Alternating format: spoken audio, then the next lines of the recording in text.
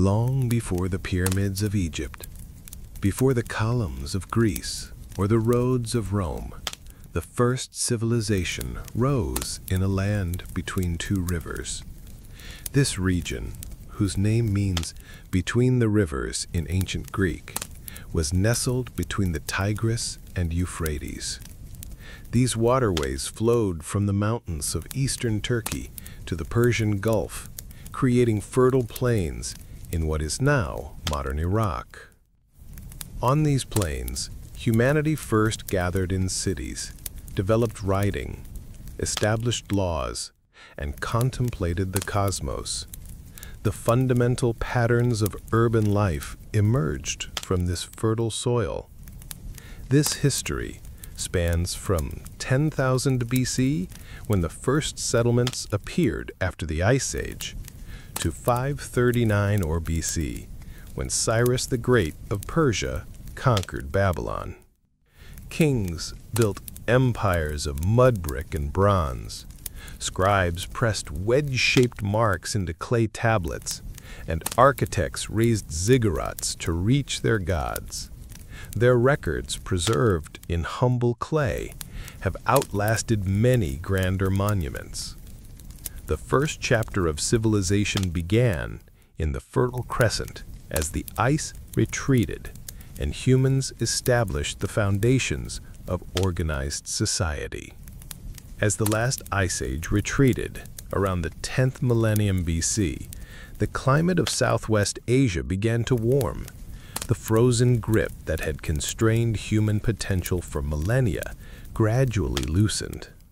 In the hills and valleys surrounding the twin rivers, small bands of hunter-gatherers noticed something remarkable: wild wheat and barley growing in abundance. These early people had spent countless generations following herds and gathering seasonal plants. They carried their possessions on their backs and moved with the rhythms of nature. But now, in this changing world, they began to linger in places where food was plentiful. The first settlements were modest clusters of round huts made from reeds and mud. At sites like Tel Murabit and Abu Herrera, in what is now northern Syria, archaeological evidence shows people beginning to establish permanent homes. They still hunted gazelle and gathered wild pistachios, but they stayed in one place season after season. In the Jordan Valley, one settlement grew into something unprecedented: Jericho, perhaps the world's oldest continuously inhabited town, emerged 11,000 years ago. Its inhabitants built stone walls not just for homes, but for protection, the first evidence of communal defense. They crafted mysterious tower structures whose purpose remains debated by archaeologists today. Further east at Çatalhöyük in Anatolia, another remarkable community developed. Here, people built their mud brick houses so close together that they had no streets. Residents entered their homes through holes in the roof, moving across the settlement like ants through a complex mound. But the true revolution was happening quietly in the fields. Through careful observation and selection, these early farmers began to domesticate wild grains. Plants with larger seeds and husks that didn't shatter easily were favored. Generation after generation, wild grass became cultivated wheat. The deliberate growing of food had begun. Similarly, animals once hunted became herded. The wild aurochs, fierce ancestors of modern cattle, were gradually tamed. Sheep, goats, and pigs followed. The domestication of animals provided a reliable source of meat, milk, and hides, without the uncertainties of the hunt. This agricultural revolution spread gradually along the fertile arc of land stretching from the Persian Gulf up through the river valleys and around to the Mediterranean coast, the Fertile Crescent. The transformation was not instant, but unfolded across centuries. The implications were profound. For the first time, humans could produce more food than they immediately needed. This surplus allowed some individuals to pursue crafts other than food production. Specialists emerged, potters, weavers, and tool makers who could trade their creations for food. During the 6th millennium BC, another pivotal innovation appeared: pottery. Those simple containers had been made from stone, wood, and woven reeds for millennia. The firing of clay created vessels that were both lightweight and watertight. Food could be stored longer. Liquids could be transported easily.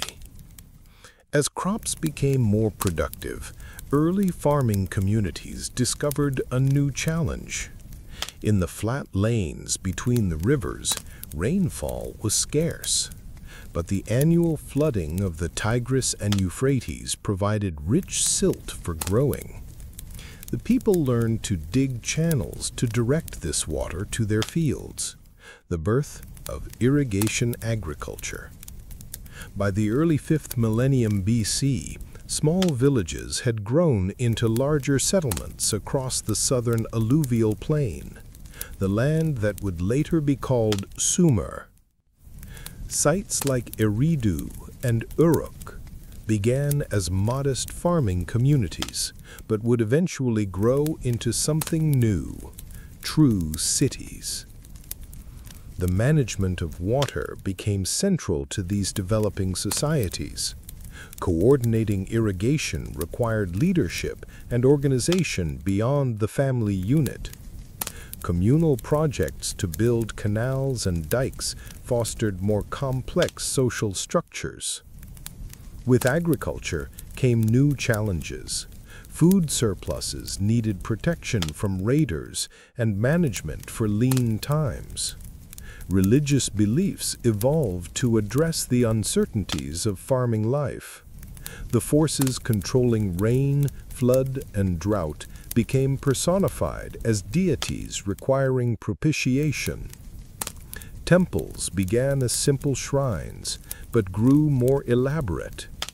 Nearly 6,000 years ago, some communities were constructing dedicated buildings where specialists, early priests, performed rituals to ensure good harvests. These temples became centers not just of worship, but of redistribution, where grain was collected and dispensed. Social stratification increased. Those who controlled the surpluses gained power. Those who interpreted the will of the gods gained authority. The egalitarianism of hunter-gatherer bands gave way to hierarchical communities with emerging elites. Tools evolved as well. Copper, first used for beads and decorative items around 7 millennia BC, began to be shaped into more practical implements. 1,000 years later, metal workers had discovered that copper mixed with tin created bronze, harder and more durable than pure copper. The Bronze Age had begun. Trade networks expanded dramatically. Obsidian from Anatolian volcanoes was highly prized for its sharp edges and traveled hundreds of miles from its source. Lapis lazuli from distant Afghanistan found its way to temple ornaments in the southern plains. Shells from the Persian Gulf appeared in inland settlements. Toward the end of the 4th millennium BC, in the city of Uruk, another momentous development occurred. Facing the growing complexity of managing temple resources, administrators began using clay tokens to represent quantities of goods. These tokens eventually evolved into marks pressed into clay tablets, the world's first writing system. Initially, these marks were simple pictographs, drawings representing the items being counted. A sheep meant a sheep. Multiple sheep were indicated by multiple marks. But gradually, the system became more abstract. Marks came to represent not just things, but sounds. The birth of true writing. By the dawn of the 4th millennium BC, the foundations of civilization as we understand it were in place. Cities with thousands of inhabitants, specialized crafts and professions, monumental architecture, complex religious institutions, social stratification, long-distance trade, and written records. The stage was set for the next chapter in this remarkable story, the rise of the Sumerians and the world's first true urban civilization. The southern alluvial plain, where the twin rivers approached the sea, became the heartland of humanity's first true civilization. Here, amid marshy deltas and fertile fields, a remarkable culture created something unprecedented in human history. A network of genuine cities, each housing thousands of inhabitants within their mud-brick walls. Uruk, perhaps the most magnificent of these early urban centers, expanded rapidly after 3500 BC. Archaeological excavations reveal a settlement that eventually covered nearly 250 hectares and may have housed up to 50,000 people at its peak. Massive defensive walls enclosed neighborhoods of densely packed houses, workshops, marketplaces, and administrative buildings. At the heart of Uruk stood its crowning architectural achievement, the White Temple. Perched atop a towering platform, this sacred structure rose like a mountain from the flat plain. Its whitewashed walls gleamed in the desert sun, visible from miles across the landscape. This platform, an early prototype of what would later be developed into the classic ziggurat, demonstrated both engineering prowess and religious devotion. Other urban centers emerged across the landscape. Nestled near the ancient coastline, now far inland due to millennia of silt deposition, became a bustling port city. Eridu, considered by local tradition to be the oldest city, housed a temple complex dedicated to Enki, the god of wisdom and fresh water. Lagash, Kish, Nippur, and Umar grew into powerful city-states, each with its own distinct identity, ruling dynasty, and patron deity. These cities were not simply large villages. They represented a fundamentally new form of human organization. Unlike earlier settlements, they housed diverse specialists, not just farmers, but metalworkers, potters, weavers, merchants, administrators, soldiers, and priests. Each city's architecture revealed its complex social organization, with imposing temples, administrative buildings, grand houses for elites, and modest quarters for commoners. The development of monumental architecture transformed the landscape. Temples evolved from simple shrines into elaborate multi-room complexes atop massive elevated platforms. These early ziggurats, though not yet achieving the stepped pyramid form of later periods, nonetheless dominated the skyline. By 3000 BC, the city of featured a temple platform over 11 meters high, requiring more than 720,000 baked bricks for its construction. The question of who directed these monumental construction projects reveals another innovation of this society: institutionalized leadership. Early governance appears to have been a form of shared authority. Councils of elders and assemblies of citizens held significant power, but religious leaders who controlled the temple resources gradually assumed greater authority, becoming priest kings, or En in the local tongue. These early rulers derived legitimacy from their special relationship with the gods. They served as intermediaries between the divine and human realms. In times of crisis, war, flood, or drought, a temporary military leader might be appointed. These lugal, literally meaning big man, sometimes parlayed their emergency powers into permanent kingship, gradually supplanting the authority of priests. By 2900 BC, kingship had become firmly established in most cities of the region. Kings claimed divine sanction, though not yet divine status themselves. Royal tombs from this period at Ur display extraordinary wealth: gold vessels, elaborate jewelry, musical instruments, and the skeletons of retainers apparently sacrificed to accompany their ruler into the afterlife. Religious beliefs permeated every aspect of life in these early city-states.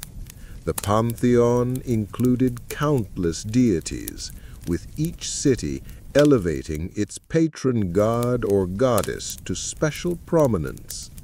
An, the sky god; Enlil, the god of wind and storms; Enki, the god of water and wisdom; and Inanna, the goddess of love and war, ranked among the most powerful. The people believed these gods were much like humans in their emotions and needs, though vastly more powerful.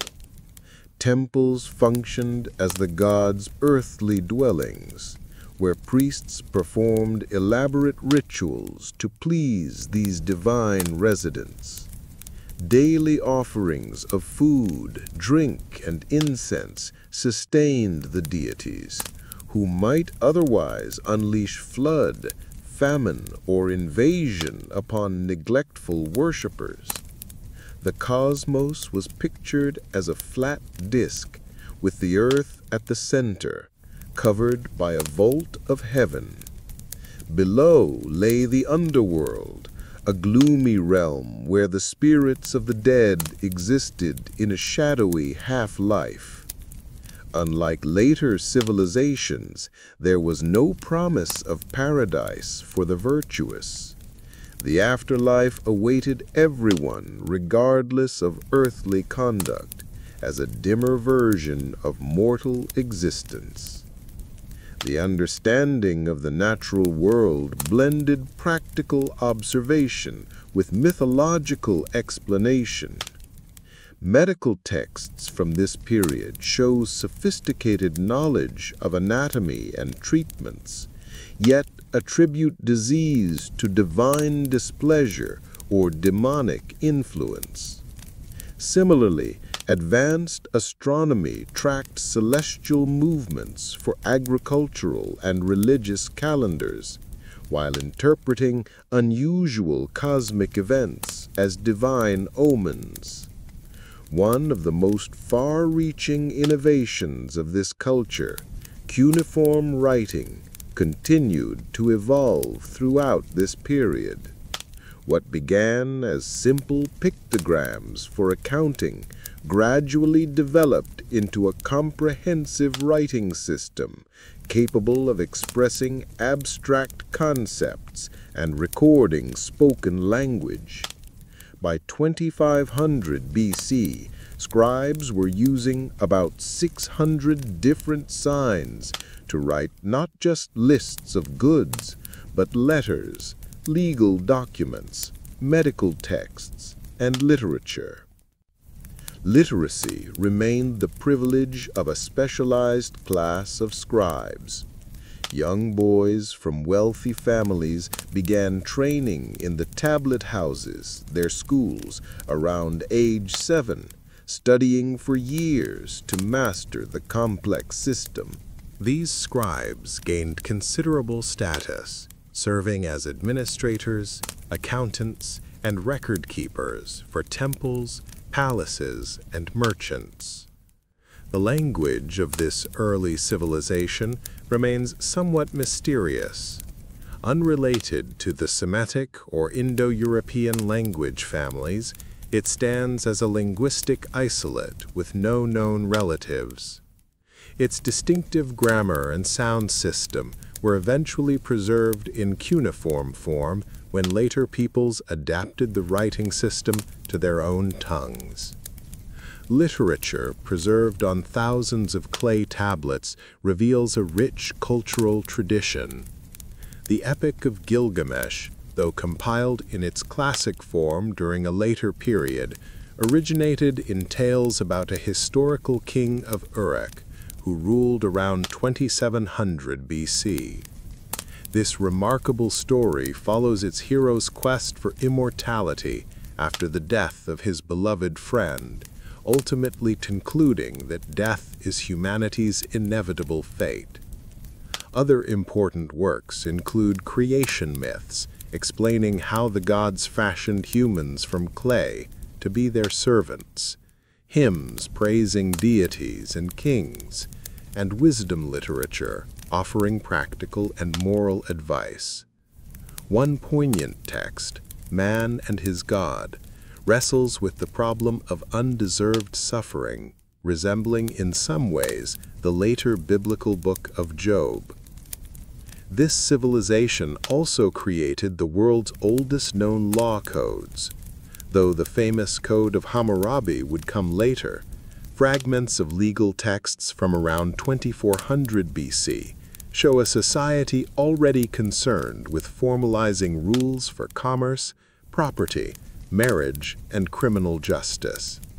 One collection, the Laws of Ur-Nammu, established monetary compensation for injuries rather than the principle of physical retribution, the concept of an eye for an eye found in later Semitic law codes. Economic life in these ancient cities revolved around the temples and palaces which controlled vast agricultural estates. Temples employed thousands of workers to farm their lands, tend livestock, and produce textiles. These institutions developed sophisticated accounting systems, tracking income, expenditures, loans, and interest payments. Private commerce also flourished. Merchant families conducted trade expeditions to distant lands, exchanging grain, textiles, and manufactured goods for timber, metals, and luxury items. By the middle of the 3rd millennium BC, trade networks extended to the Indus Valley Civilization in what is now Pakistan, to the highlands of Iran and Afghanistan, to Anatolia, and down the Persian Gulf.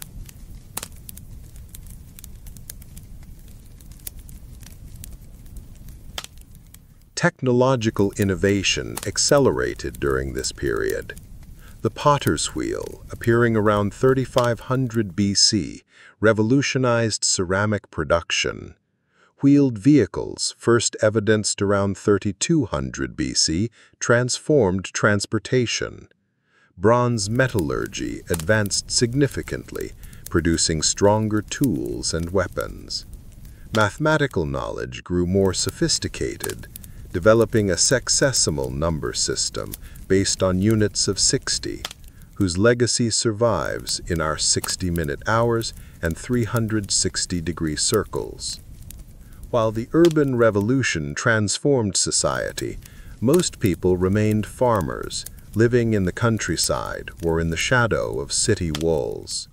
Their agricultural techniques became increasingly sophisticated. They developed specialized plows, irrigation systems with regulatory gates and levees, and methods for combating the increasing salinization of over-irrigated fields. The social hierarchy grew more complex as cities expanded. At the top stood kings, priests, and nobles. Below them ranked the professionals, scribes, merchants, and master craftsmen. The bulk of the urban population consisted of ordinary craft workers, laborers, and servants. At the bottom stood slaves, though slavery was not as pervasive as in later civilizations and often represented a temporary status caused by debt or wartime capture.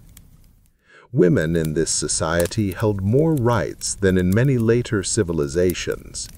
They could own property, operate businesses, and even serve as scribes or priestesses, though the highest religious and political offices remained male domains.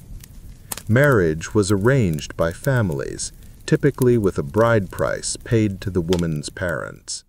Divorce was possible for both partners under certain circumstances, though men had greater freedom in this regard.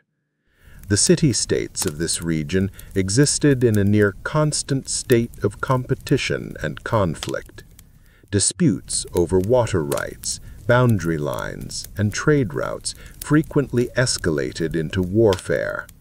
Around 2500 BC, the ruler of Umma, Lugal-Zagsi, conquered several neighboring cities and briefly unified much of the southern plain. His achievement proved short-lived, however, setting the stage for external conquest. By 2334 BC, the political landscape of Mesopotamia stood poised for transformation. The independent city-states had developed sophisticated culture, technology, and social organization, but their internal rivalries left them vulnerable. To the north, in the region around modern Baghdad, a leader with unprecedented ambition was rising to power, Sargon of Akkad, who would create the world's first true empire. The legacy of this remarkable civilization would live on in the imperial systems that followed, as later peoples adopted and adapted its religious concepts, literary themes, artistic conventions, and scientific knowledge. Even after losing political independence, the cultural influence of Sumer continued to shape Mesopotamian civilization for millennia. To the north of the ancient city-states of Sumer, another culture had been developing in the central plains of Mesopotamia. These people spoke a Semitic language rather than the isolated tongue of their southern neighbors. Though influenced by the achievements of the older civilization, they maintained their own distinct identity centered around their main settlement, Akkad. The exact location of Akkad remains unknown to modern archaeologists, but it likely stood somewhere near present-day Baghdad. From this city would emerge a figure whose ambitions would transform the political landscape of the ancient world, Sargon, whose name means the true king in his native language. The origins of Sargon are shrouded in legend. According to his own inscriptions, he was born to humble beginnings, the son of a gardener or date palm cultivator. A later tradition claimed he was a foundling, set adrift in a reed basket on the Euphrates River, much like the biblical Moses would later be portrayed. Whatever his true background, Sargon began his career as a cupbearer to the king of Kish, an important northern city-state. From this modest position at court, Sargon demonstrated remarkable political and military skills. Around 2334 BC, he seized power in Kish through circumstances now lost to history. Having established this initial base of power, he turned his attention southward toward the wealthy cities of the southern plain. Lugal-Zaji, the ruler from Umma, who had briefly united many southern cities under his control, became Sargon's chief rival. Their clash represented more than a mere power struggle between ambitious leaders. It was a confrontation between two different models of state organization. Lugal-Zaji sought to maintain the traditional city-state system, with himself as paramount ruler, while Sargon envisioned something revolutionary, a unified territorial state under direct central control. In a series of military campaigns, Sargon defeated Lugal-Zaji and the allied forces of the southern cities. One inscription claims he washed his weapons in the sea, suggesting his armies reached the Persian Gulf. The victorious northern ruler then instituted a radical new approach to governance. Instead of allowing conquered cities to maintain their autonomy under local dynasties who paid tribute, he removed their rulers and installed loyal officials, often members of his own family, as governors. This administrative innovation marked the birth of the world's first true empire, a multi-ethnic state with centralized authority extending over a vast territory. At its height, this empire stretched from the Persian Gulf to the Mediterranean Sea, encompassing not only Mesopotamia, but parts of modern-day Syria, Turkey, and Iran. To bind this diverse realm together, Sargon implemented several unifying strategies. He established his native tongue as the official imperial language for administration. He standardized weights and measures to facilitate trade and taxation throughout the empire. Perhaps most importantly, he created a standing professional army, reportedly numbering 5,400 men who ate bread daily before him. This military force, loyal to the ruler rather than to local cities or leaders, provided the coercive power necessary to maintain imperial control. The empire's economic foundations rested on agricultural surplus extracted as taxes, control of vital trade routes, and the wealth of conquered cities. Trade expanded dramatically under imperial security, with caravans and ships carrying goods across unprecedented distances. Merchants from the empire ventured as far as the Indus Valley in modern-day Pakistan and into Central Asia in search of precious materials like lapis lazuli, carnelian, and tin. For the common people, this imperial system brought both benefits and burdens. Imperial peace and standardization facilitated commerce and cultural exchange. New irrigation works increased agricultural productivity in some regions. However, taxation was heavy, and labor could be conscripted for massive building projects or military campaigns. Rebellions were punished harshly, with city walls demolished and populations sometimes relocated. Sargon ruled for approximately 56 years according to later king lists, though this may include the reigns of some of his successors. His long reign provided the stability needed for imperial institutions to take root. When he died around 2279 BC, he left behind a transformed political landscape. The age of independent city-states had given way to the age of empires. His successors faced the perennial challenge of imperial rulers, maintaining control over diverse territories with different languages, cultures, and local interests.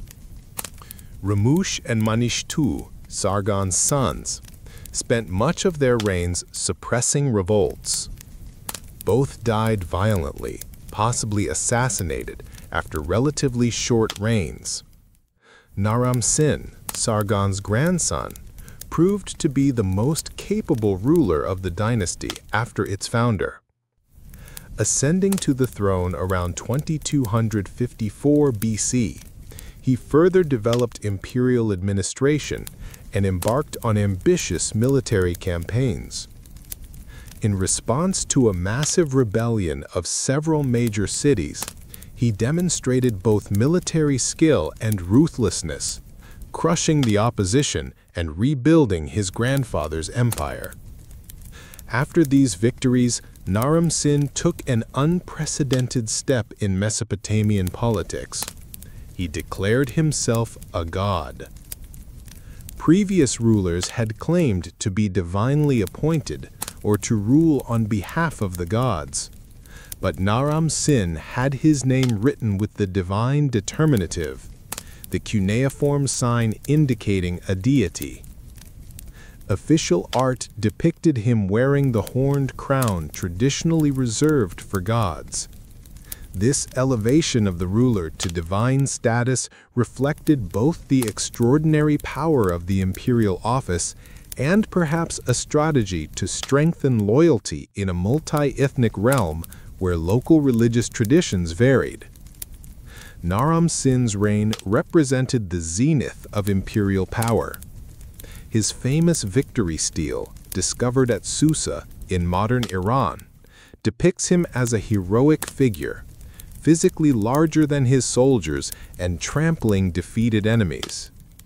The artistic conventions established during this period, showing the ruler as superhuman in scale and achievements, would influence royal iconography throughout the ancient Near East for centuries to come.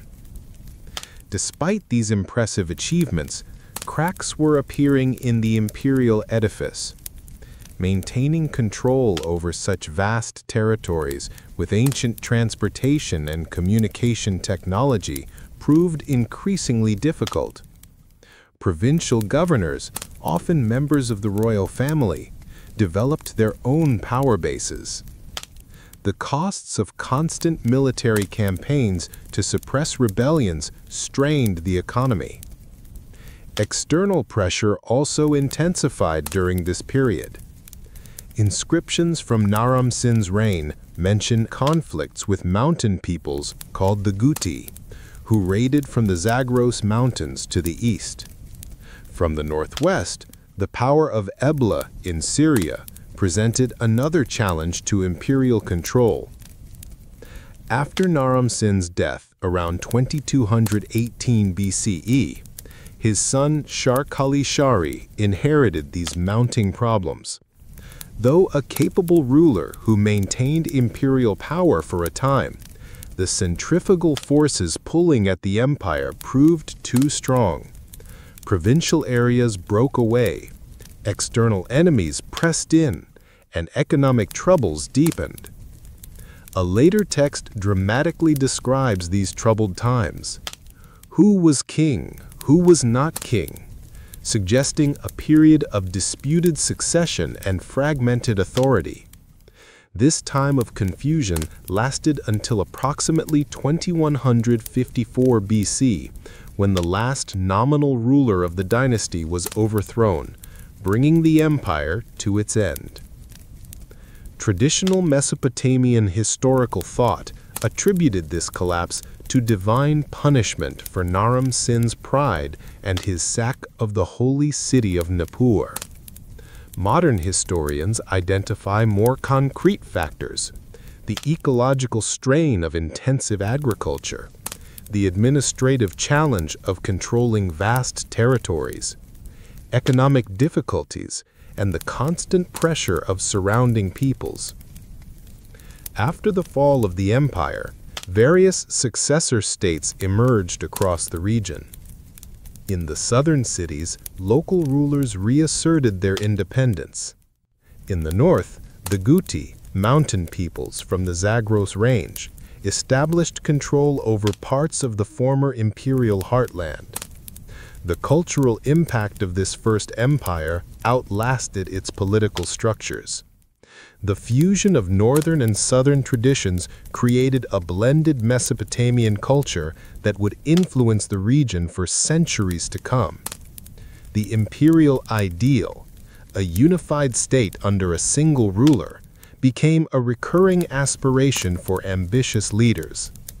The prestige of Sargon's dynasty remained so powerful that later rulers, including Assyrian kings nearly 2,000 years later, would claim connection to this first empire to legitimize their own rule.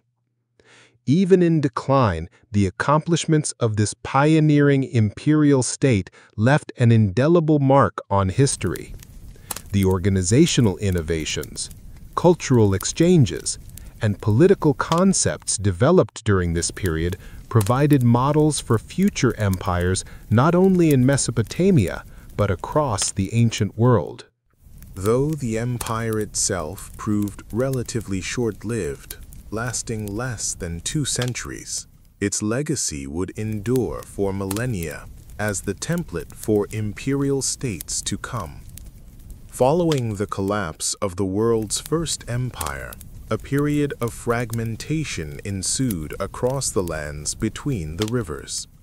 The Guti, mountain-dwelling Guti, seized control of northern territories, while southern city-states regained independence under local leaders. This interlude of disunity lasted for nearly a century. The Guti, described in contemporary texts as the dragon of the mountains and a people who know no inhibitions, maintained loose control over the north, but never established sophisticated administrative structures. Their rule, characterized by raids and tribute collection rather than governance, grew increasingly unpopular among the settled populations under their dominion. Meanwhile, in the south, a remarkable cultural renaissance began taking shape. Freed from northern control, yet drawing on the integrated traditions developed during the previous era, the ancient cities experienced a creative rebirth. Scholars call this phase the Neo-Sumerian period, marking the revitalization of older cultural forms within new political structures. Among these resurgent southern centers, the city of Lagash achieved particular prominence under a ruler named Gudea. Though never attempting to build a large territorial state, Gudea presided over a flourishing of arts, architecture, and religious expression. Dozens of statues depicting this pious leader have survived, showing him in poses of devotion with hands clasped in prayer. Made from hard diorite stone imported from distant lands, these sculptures demonstrate both artistic sophistication and extensive trade connections. Inscriptions left by Gudea describe elaborate temple construction projects and religious devotion. One text recounts a dream in which the god Ningeru instructed him to rebuild a temple, complete with detailed divine specifications. This literary account of divine architectural plans represents one of the most extensive religious texts from the period. While Lagash flourished culturally, a different city would soon emerge as the political center of a renewed territorial state. An ancient settlement near the Persian Gulf became the seat of a new dynasty founded by a ruler named Ur-Nammu around 2112 BC. This capable leader drove out the Guti from the north and reunited much of the former imperial territory, though on a somewhat smaller scale. Unlike the previous empire builders who emphasized military conquest and centralization through force, Ur-Nammu established his reputation primarily as a lawgiver and builder. The law code bearing his name, though only partially preserved, stands as the earliest known systematic legal collection in history, predating the more famous Code of Hammurabi by more than 3 centuries. This pioneering legal text established fixed monetary penalties for various offenses, moving away from physical retribution towards standardized compensation. It protected the less powerful, widows, orphans, and the poor from exploitation by the wealthy. Notably, the code included the earliest known traffic laws, establishing right-of-way rules for boats on canals. Beyond his legal innovations, Ur-Nammu embarked on an ambitious building program throughout his domains.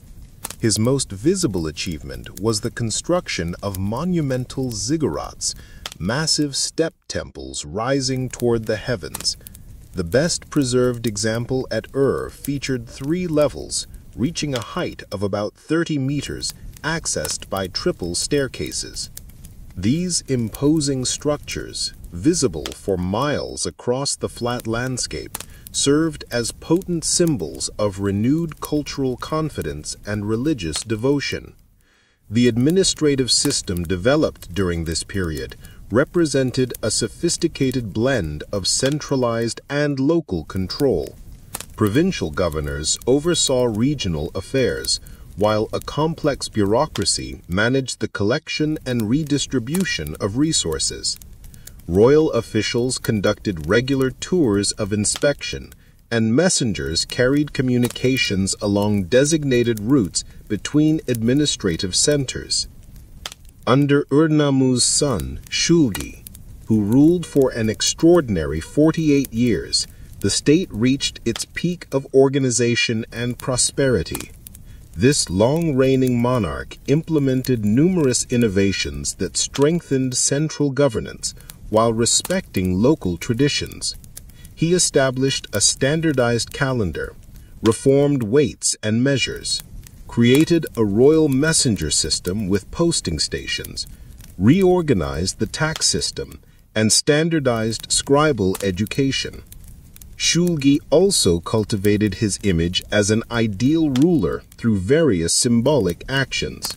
He claimed to be a champion runner who personally carried ritual offerings between major temple cities in the same day, a distance of over 100 miles.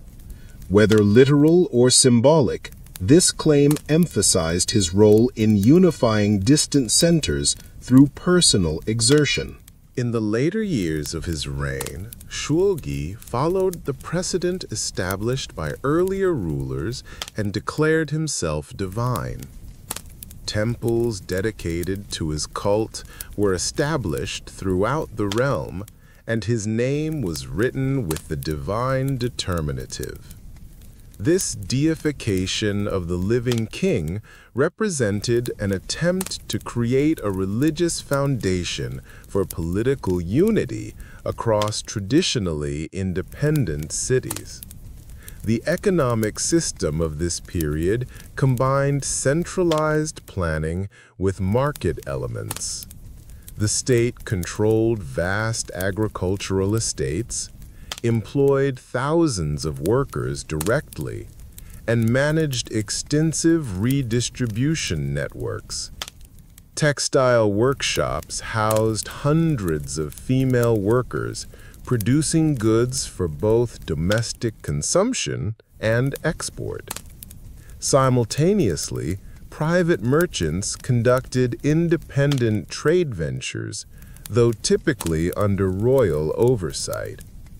Cultural achievements during this era included a revival of the ancient Sumerian language for religious and literary purposes. Scribal schools flourished, preserving and expanding traditional texts. Many of the literary works later identified as classics were compiled and standardized during this period of cultural renaissance, including creation myths, temple hymns, royal praise poems, and wisdom literature. One innovative literary form that emerged was the royal love song. Lyrical compositions depicting romantic relationships between kings and the goddess Inanna. These poems, mixing politics with eroticism, serve to reinforce the theological underpinnings of royal authority through divine marriage metaphors. A hymn about Shulgi describes him as the beloved husband of Inanna, symbolically linking political and cosmic order. International relations during this period included both diplomatic and military dimensions. Royal marriages cemented alliances with neighboring powers. Trade networks extended to distant lands, bringing luxury goods from as far as the Indus Valley and Afghanistan. Military campaigns secured frontiers and trade routes, particularly against nomadic peoples from the eastern highlands and deserts who periodically threatened settled areas. The stability of this Renaissance period began to erode under Shulgi's successors. Ibbi-Sin, the last ruler of the dynasty, faced mounting challenges from several directions. Provincial governors increasingly acted as independent rulers, withholding tax revenues and eventually declaring outright independence. Amorite nomadic groups infiltrated from the west, establishing settlements in previously urban-dominated areas. Most critically, the ancient irrigation systems that sustained the agricultural heartland faced a combination of drought conditions and the cumulative effects of salinization, a process where repeated irrigation in an arid climate leads to salt buildup in the soil, gradually reducing fertility. Grain prices recorded in texts from this period show dramatic inflation, suggesting severe agricultural difficulties. A correspondence between Ibbi-Sin and a provincial governor named Ishbira illustrates the deteriorating situation. The governor reports being unable to deliver grain shipments due to threats from enemies, likely both external nomadic groups and internal rebellious elements.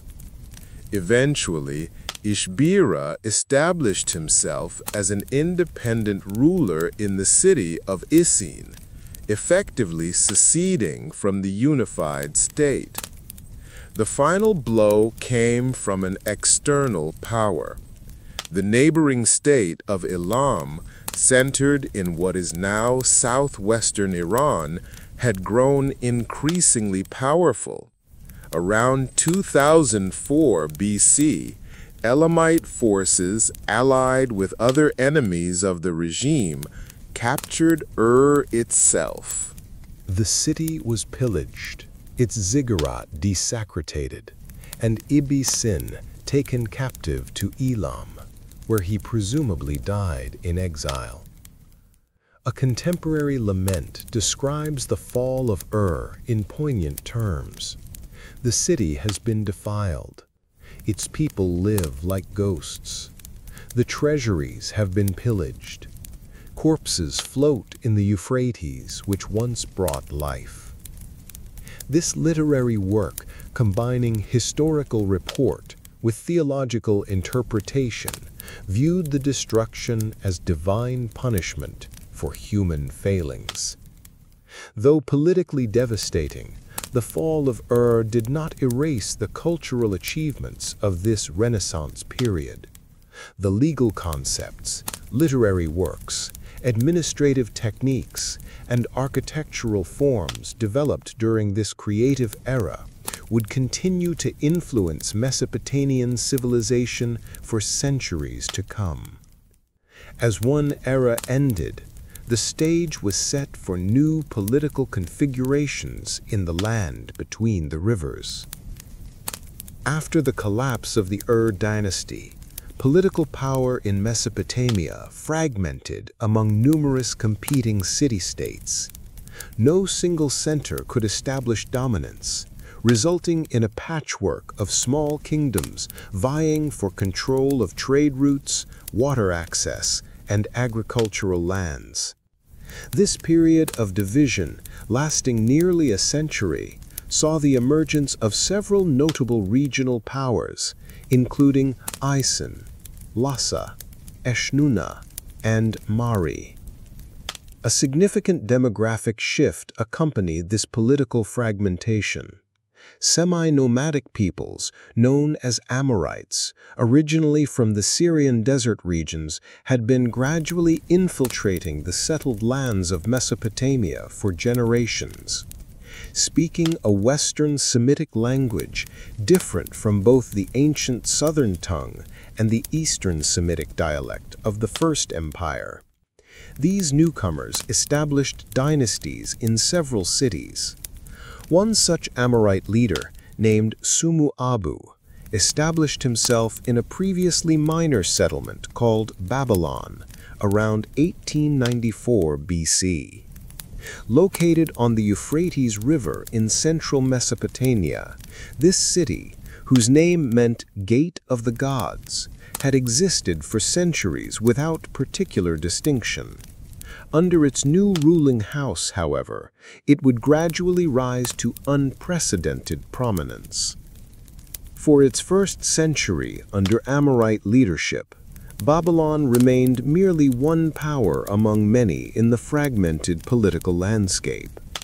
The city's first 5 rulers expanded their territory gradually, building fortifications, temples, and irrigation works to strengthen their modest kingdom.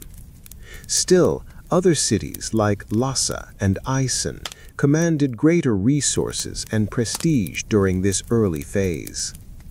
The geopolitical situation shifted dramatically with the accession of the 6th ruler of the dynasty, a king who would transform both his city and the entire region through military prowess, administrative genius, and careful image building. Taking the throne around 1792 BC, this monarch, Hammurabi, would rule for 43 years and establish Babylon as the dominant center of Mesopotamian civilization. Early in his reign, Hammurabi focused on internal development, strengthening Babylon's infrastructure and economic foundations. Irrigation canals were extended, temples renovated, and city walls reinforced. The young ruler carefully cultivated relationships with neighboring powers, sometimes acting as mediator in their disputes, while avoiding direct confrontation until his position was secure. Around the middle of his reign, having consolidated his base, Hammurabi embarked on a series of military campaigns that systematically eliminated rival centers of power. First targeting southern cities like Uruk and Isen, he gradually extended his control throughout the region. Each conquest was followed by careful integration of the defeated territory into his growing kingdom. One by one, the other major powers fell to Babylonian forces.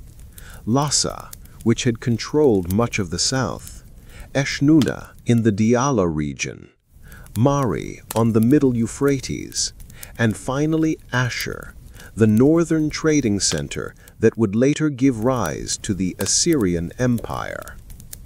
By the end of this campaign, Hammurabi had united virtually all of Mesopotamia under a single rule for the first time since the collapse of the First Empire 5 centuries earlier. Unlike earlier conquerors, who emphasized the revolutionary nature of their rule, Hammurabi presented himself as a conservative restorer of ancient traditions. His royal inscriptions describe him as the king who made the 4 quarters of the world obedient, but also as a shepherd appointed by the gods to bring justice to the land. This emphasis on justice found its most famous expression in the set of laws compiled under his authority. The Code of Hammurabi, inscribed on a 2.25-meter tall stone stele, crowned with an image of the king receiving authority from the sun god Shamash, contained 282 legal provisions covering virtually every aspect of society. This monument, discovered by modern archaeologists in 1901, stands as one of the most complete legal collections from the ancient world. The laws themselves reveal a complex society with clearly defined social classes, different penalties applied depending on whether the parties involved were aristocrats, commoners, or slaves. Principles like an eye for an eye applied when both parties were of equal status, but monetary compensation was prescribed when a higher status person injured someone of lower rank. Despite this class-based approach, the code repeatedly emphasized protection for the vulnerable, to prevent the strong from oppressing the weak, to provide justice for the orphan and widow. The collection addressed everything from property disputes and inheritance to marriage and divorce, from professional standards for doctors and builders to agricultural contracts and commercial regulations. While often portrayed as a lawgiver in both ancient and modern accounts, Hammurabi was equally active as an administrator and economic manager. His government maintained detailed records of agricultural production, labor allocation, and resource distribution. Royal officials supervised irrigation systems, allocated state lands, set prices for basic commodities, and regulated trade. Hundreds of surviving letters dictated by the king himself reveal his hands-on approach to governance. He personally addressed complaints from distant provinces, investigated charges of corruption among local officials, and micromanaged religious ceremonies and building projects. This combination of grand strategy and administrative detail characterized his leadership style. In religious matters, Hammurabi elevated Babylon's patron deity, Marduk, from local status to a position of prominence in the regional pantheon, while continuing honoring traditional gods like Enlil, Shamash, and Ishtar. Royal propaganda increasingly presented Marduk as the king of the gods, mirroring Babylonians' new political supremacy. The king also positioned himself as divinely chosen, though stopping short of the outright self-deification attempted by some earlier rulers.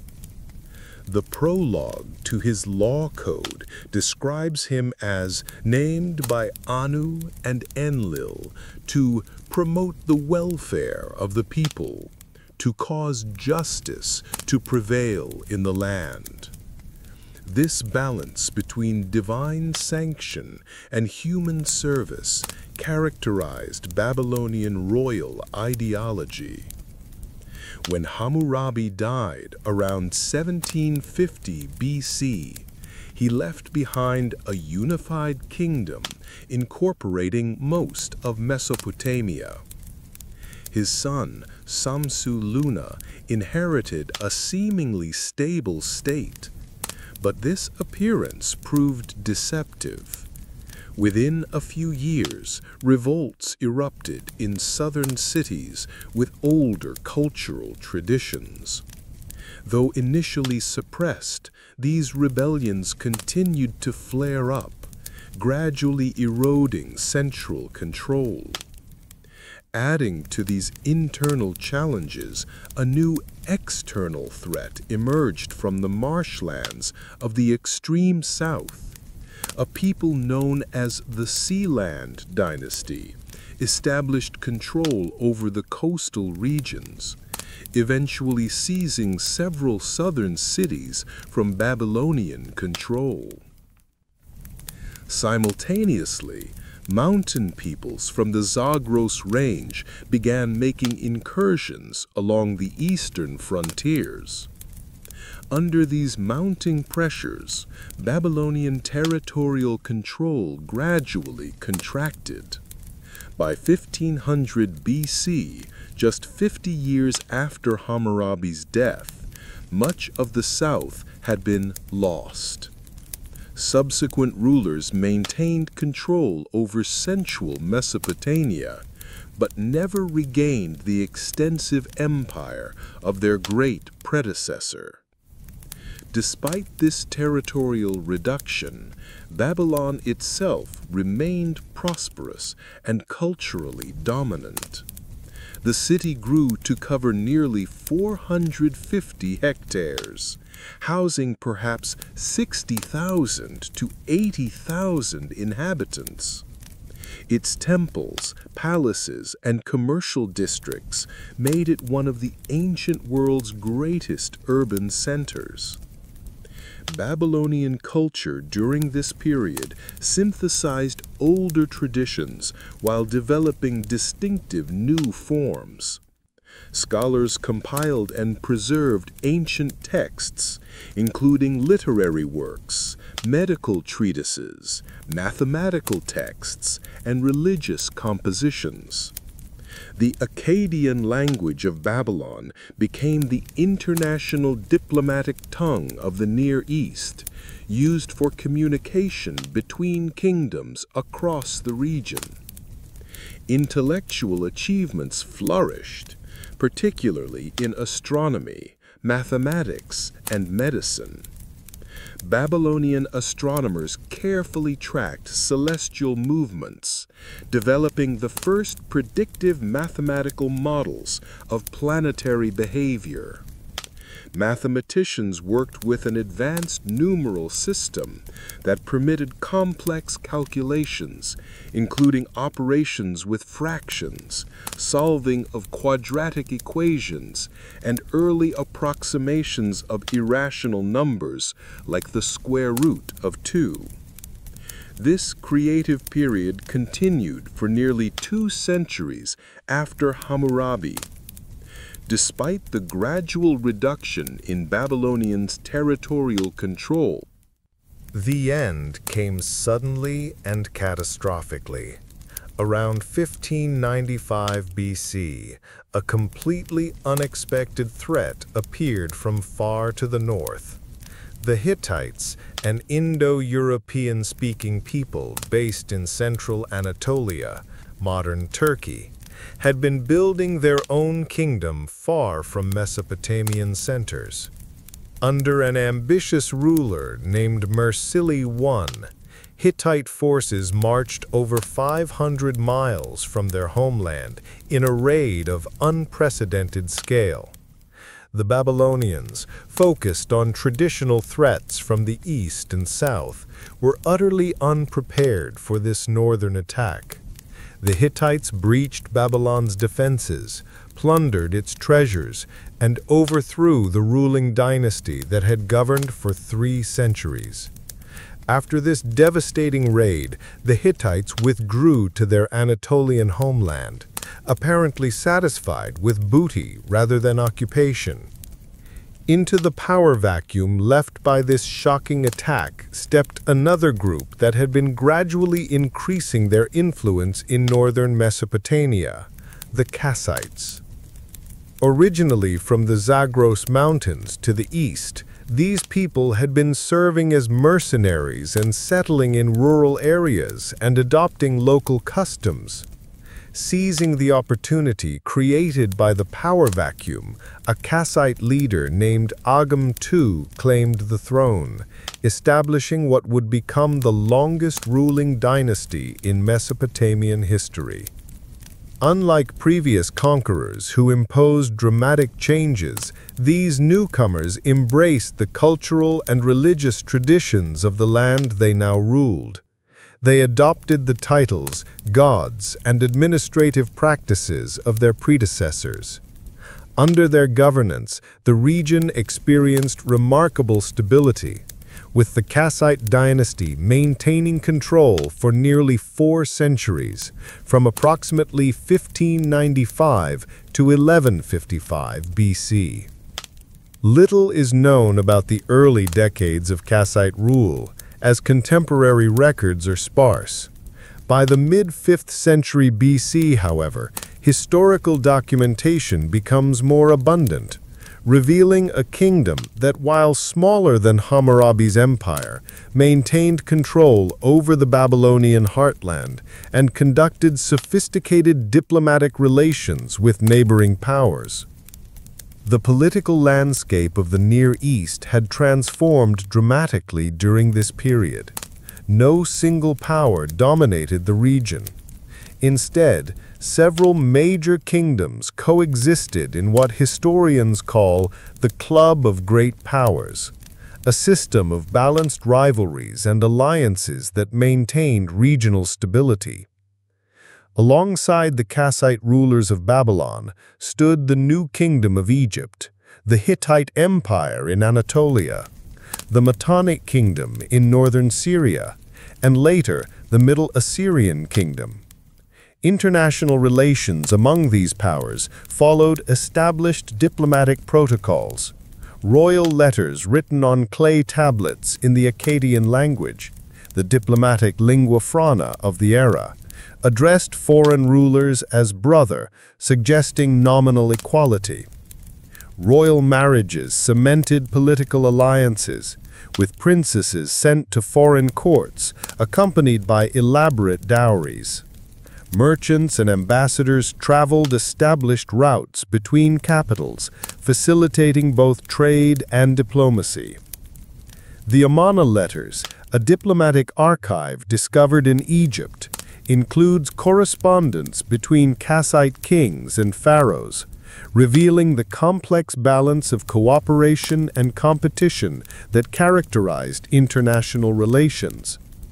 One Kassite ruler complained to Pharaoh Amenhotep III that the gold sent as a diplomatic gift was insufficient. "Gold in your country is as common as dust," he wrote, requesting more generous offerings to fund his building projects. Within their realm, Kassite monarchs ruled through an administrative system adapted from earlier models, but with distinctive innovations. They introduced a new approach to land management, granting large estates to loyal supporters through officially documented kudaru stones, boundary markers inscribed with the grant's details, and divine symbols invoking curses on anyone who might violate the arrangement. This form of feudal relationship between the crown and a class of landed nobility. Religious practices reflected both continuity and evolution. Traditional Mesopotamian deities remained central to state cult, but the Kassites introduced some of their own gods into the pantheon. They paid particular attention to cosmic deities associated with celestial bodies, contributing to the development of increasingly sophisticated astronomical observations. The intellectual achievements of this era were significant despite limited military expansion. Scribal schools preserved and elaborated older literary traditions. Scholars compiled comprehensive lists organizing knowledge about everything from divine names to medical diagnoses, from legal precedents to grammatical forms. These systematic collections represented early attempts at encyclopedic knowledge organization. Astronomical observation became increasingly precise during this period. Court astrologers tracked planetary movements to identify omens relevant to royal decisions.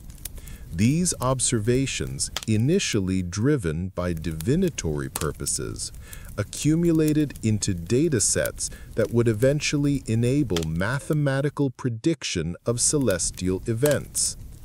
The zodiacal system, dividing the ecliptic into 12 segments named for constellations, began taking recognizable form during this era. Medical texts from the period reveal a dual approach to healing, combining empirical treatments, herbal remedies, surgical procedures, and dietary recommendations, with spiritual interventions addressing divine or demonic causes of illness. Diagnostic manuals linked observed symptoms to prognosis and appropriate treatments, showing sophisticated clinical observation despite limited understanding of internal physiology. Artistic traditions displayed technical mastery within established conventions. The distinctive Kassite style in cylinder seals featured precisely carved figures with elaborate detail. Monumental art continued earlier traditions while incorporating subtle new elements from various cultural influences. Glass production reached new levels of sophistication, with colorful vessels created for luxury markets. Babylon itself flourished as the administrative and cultural center of the kingdom. Though smaller than during its imperial height under Hammurabi, the city remained a magnificent urban center with impressive temples, bustling markets, and diverse neighborhoods. The Kassites renovated the great temple of Marduk repeatedly, maintaining Babylon's status as a preeminent religious center. Throughout their long reign, the Kassite rulers maintained generally peaceful relations with neighboring powers, preferring diplomacy to military conquest. When conflicts did arise, they typically involved frontier regions or responded to external aggression rather than representing expansionist ambitions. This relatively peaceful approach contributed to the dynasty's longevity, but eventually left them vulnerable to more militaristic neighbors. To the north, a resurgent Assyria gradually expanded its territory under ambitious rulers like Adad-nirari I. Once a commercial city-state focused on trade networks, Assyria evolved into an aggressive territorial state with a formidable military. By the 13th century BC, Assyrian forces began challenging Kassite control of northern Mesopotamia. The balanced system of great powers began unraveling around 1200 BC, when a series of dramatic upheavals transformed the Near Eastern landscape. The Hittite Empire collapsed suddenly, with its capital Hattusa destroyed and abandoned. Egyptian power contracted amid internal problems and the mysterious Sea People's raids. Trade networks disintegrated, and many urban centers declined or were abandoned entirely. The causes of this widespread disruption remain debated among historians. Climate change may have triggered crop failures and famine. Population movements brought new groups into conflict with established powers. Whatever the precise combination of factors, the result was a period of instability that historians call the Bronze Age collapse, a systemic failure of the political and economic structures that had maintained regional order. Amid this turbulence, the Kassite kingdom initially showed remarkable resilience, outlasting several of its great power contemporaries.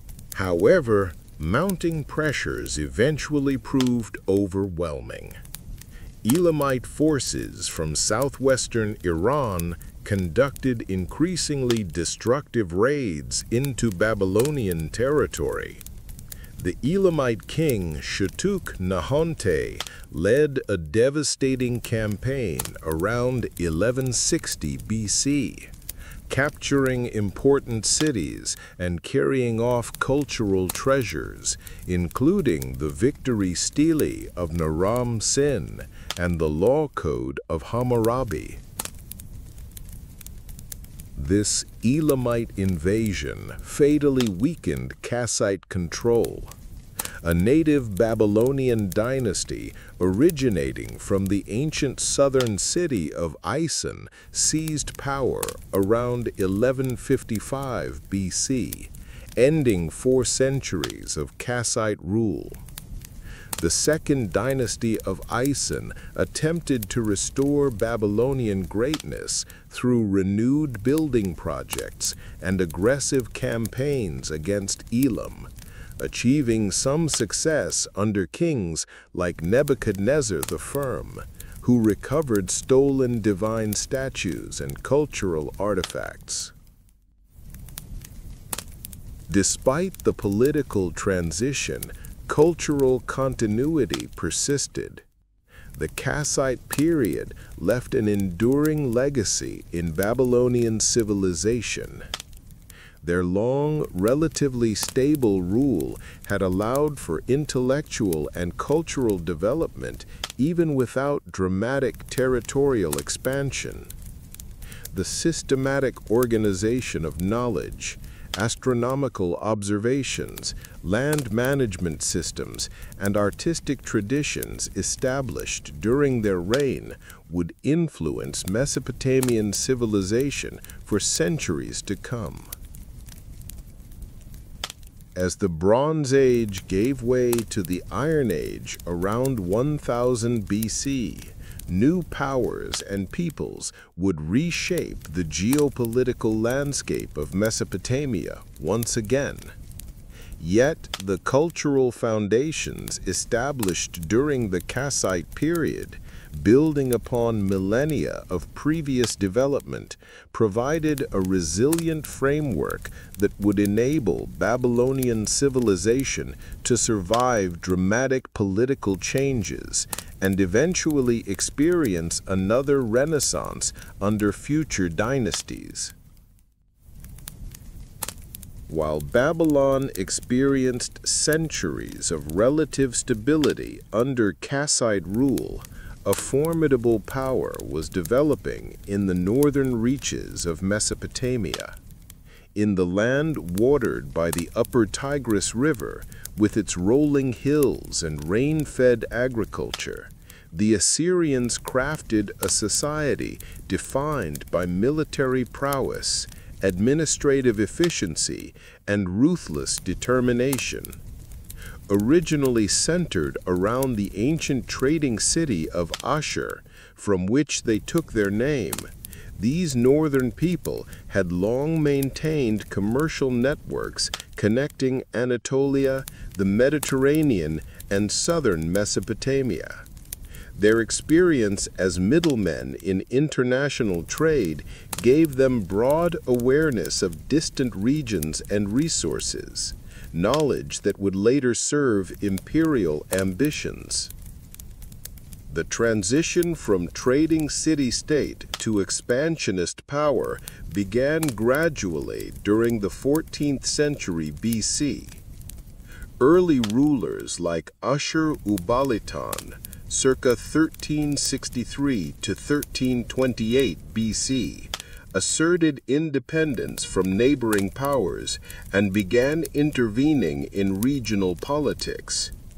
In a letter to the Egyptian pharaoh, this monarch proudly declared himself a great king, claiming equal status with other major powers, a dramatic shift from Assyria's previous position as a minor player.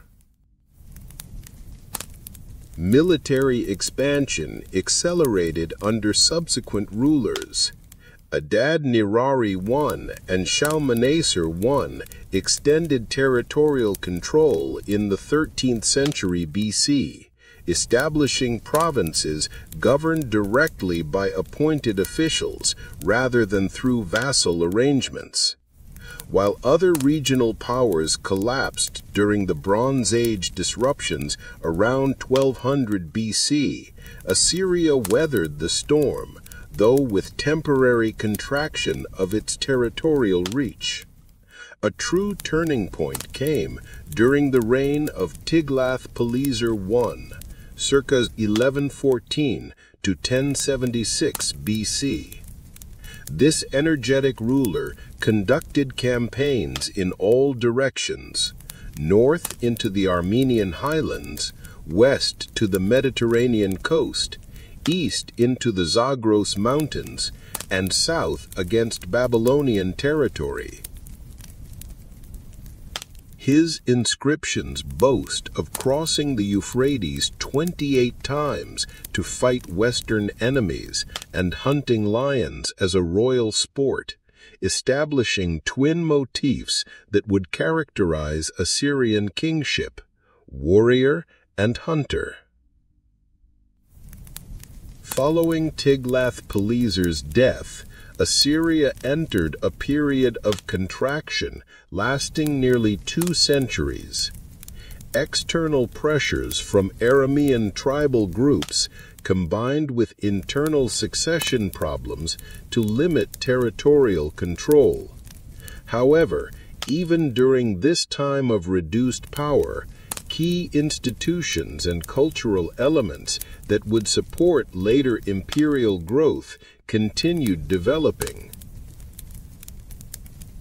The foundations for extraordinary imperial expansion were laid during the 9th century BC. 3 rulers stand out as architects of Assyrian resurgence: Ashurnasirpal II, Shalmaneser III, and Shamshi-Adad V. Under their leadership, the mechanisms of empire were systematically developed and refined. Ashurnasirpal II, 883 to 859 BC, established a new capital at Kalhu, modern Nimrud, constructing a magnificent palace decorated with stone reliefs glorifying royal achievements. These visual narratives, portraying military conquests, royal hunts, and religious ceremonies, created a powerful propaganda tool that subsequent rulers would expand. The inauguration of this palace complex was celebrated with a banquet, reportedly hosting 69,574 guests over 10 days. An extraordinary display of wealth and organizational capacity. Military innovations transformed the Assyrian army into an unstoppable force. Iron weapons, having replaced bronze, provided technological advantage. Specialized units, charioteers, cavalry, archers, and siege engineers worked in coordinated fashion. A corps of professional soldiers was supplemented by seasonal conscripts and auxiliaries from subject territories. Logistics received particular attention, with carefully planned supply chains supporting operations in distant regions. Perhaps most notorious was the calculated use of terror as a political tool.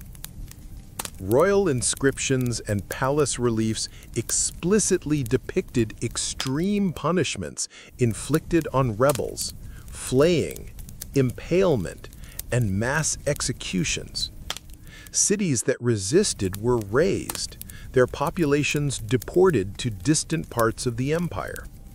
While undoubtedly exaggerated for propaganda purposes, these accounts reflect a deliberate strategy of psychological warfare intended to discourage resistance.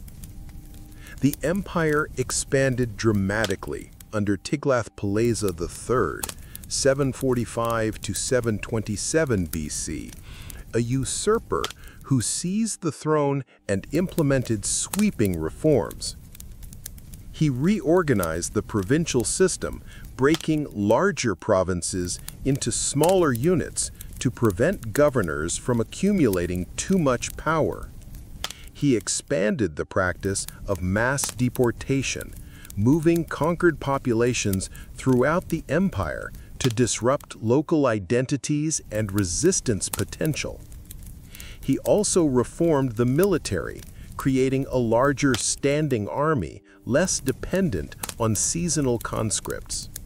Under Tiglath-Pileser III and his successors, particularly Sargon II, Sennacherib, and Esarhaddon, the empire reached unprecedented size, eventually encompassing most of the Middle East, from western Iran to central Egypt, from the Persian Gulf to central Anatolia.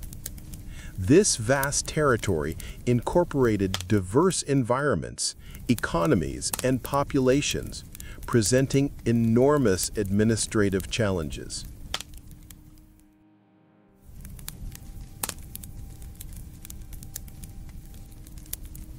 The relationship between Assyria and Babylon illustrates the evolution of imperial strategy. Early Assyrian kings had treated Babylon with respect due to its ancient cultural prestige. Tiglath-Pileser III took the traditional approach of being crowned separately as king of Babylon under a different throne name. His son, Shalmaneser V, maintained this practice. When Sargon II usurped the throne in 722 BC, he continued the dual monarchy approach. His son, Sennacherib, however, grew frustrated with repeated Babylonian rebellions supported by Elam.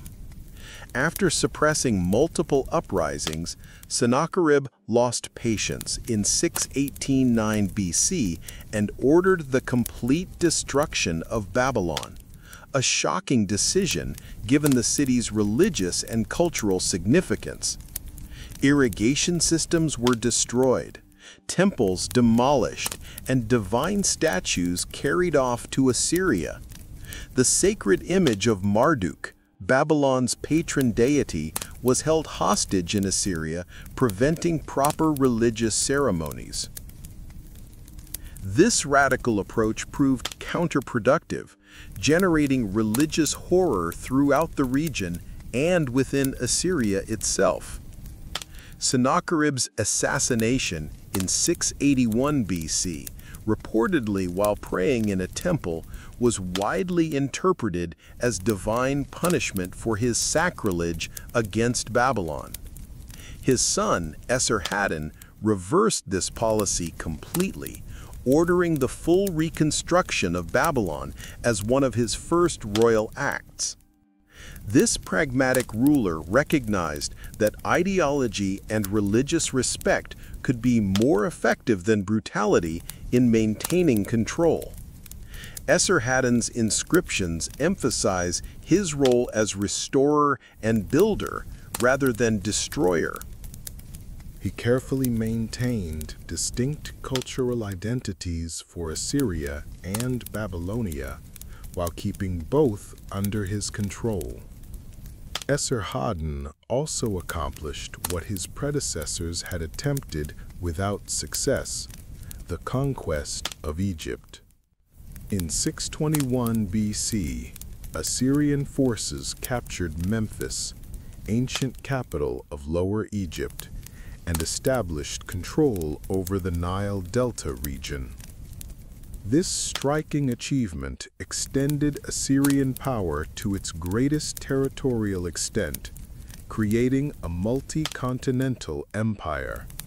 The final major Assyrian ruler, Ashurbanipal, 668 to 627 BC, presided over the empire at its cultural and territorial peak. Unusually for an Assyrian king, he boasted of his literacy and scholarly abilities alongside military prowess. Under his patronage, the library at Nineveh collected texts from throughout Mesopotamia, preserving literary, religious, scientific, and historical works on some 30,000 clay tablets, an invaluable collection that, ironically, was preserved for modern discovery precisely because of the violent destruction that would soon engulf the Assyrian capitals. Despite outward appearances of invincibility, the massive empire faced mounting structural problems. Controlling such vast territory required enormous military and administrative resources. Constant warfare, though generating plunder and tribute, strained manpower and economic sustainability. Subject populations, repeatedly relocated and exploited, harbored deep resentment toward Assyrian rule.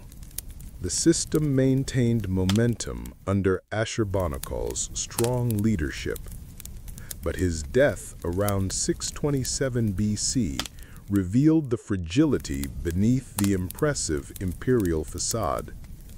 Succession disputes weakened central authority at precisely the moment when external threats were mounting.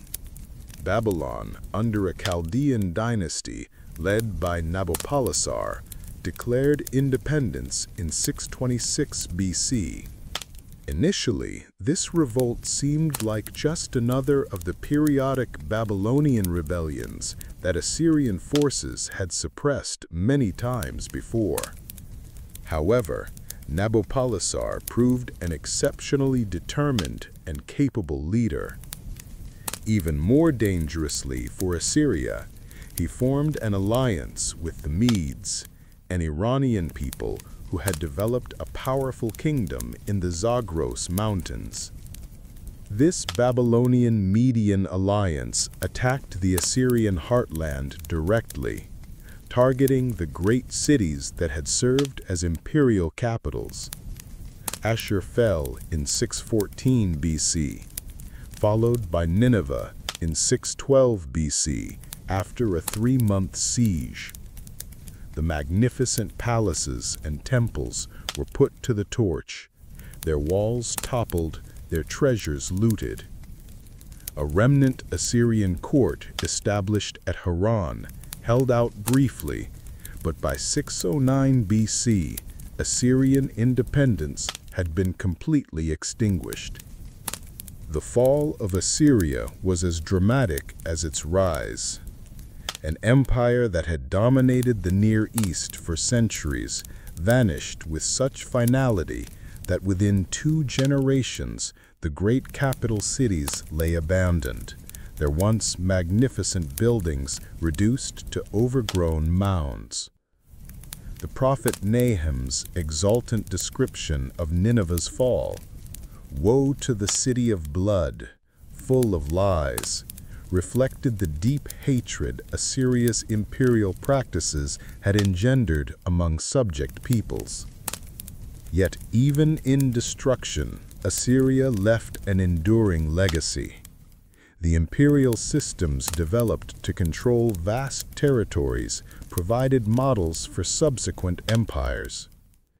The network of roads, administrative centers, and communication systems created military and economic integration across previously fragmented regions. The practice of gathering and preserving knowledge from throughout the empire saved countless cultural and literary works for posterity.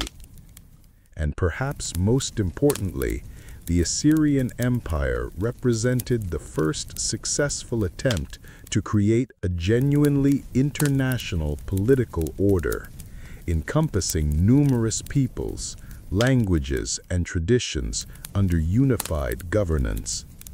A complex achievement despite its brutality. From the ashes of Assyrian domination arose a revitalized Babylonian state that would create one final magnificent chapter in Mesopotamian civilization, the Neo-Babylonian or Chaldean Empire. Though lasting less than a century, achieved such cultural splendor and historical significance that it permanently secured Babylon's place in the world's imagination. The foundation for this renaissance was laid by Nabopolassar, a leader from the Chaldean tribal groups that had settled in southern Mesopotamia. Taking advantage of Assyrians' weakening grip, he declared independence in 626 BC and gradually consolidated control over the southern regions. His strategic alliance with the Medes provided the military strength needed to challenge Assyrian dominance directly, leading to the dramatic fall of Nineveh in 612 BC. With Assyria's collapse, Nabopolassar faced the challenge of rebuilding a state that had experienced centuries of foreign domination. He began reconstruction projects in major cities, reorganized administrative systems, and balanced competing interests among traditional Babylonian urban elites and his own Chaldean tribal supporters.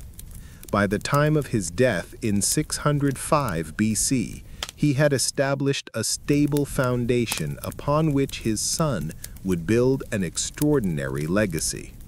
That son, Nebuchadnezzar II, would become the defining figure of this era, a monarch whose 43-year reign transformed Babylon into the most magnificent city in the ancient world. Taking the throne upon his father's death, the young king had already demonstrated military prowess as a crown prince, leading armies against Egyptian forces attempting to fill the vacuum left by Assyria's fall. Nebuchadnezzar's early campaigns secured the western territories of the former Assyrian Empire, extending Babylonian control through Syria and Palestine to the Egyptian border. His fateful siege of Jerusalem in 597 BC, followed by a more devastating conquest in 587 BC, led to the destruction of the Hebrew temple and the exile of the Judean elite to Babylon, a pivotal event in Jewish history described poignantly in biblical texts and remembered in the famous lines, "By the rivers of Babylon, there we sat down and wept when we remembered Zion." Having secured his borders through decisive military action, Nebuchadnezzar turned his primary attention to internal development and monumental construction projects. The wealth flowing into imperial coffers from tribute, trade, and agriculture funded an ambitious building program that would transform Babylon into a wonder of the ancient world. The city was already ancient, with a history stretching back nearly 2 millennia.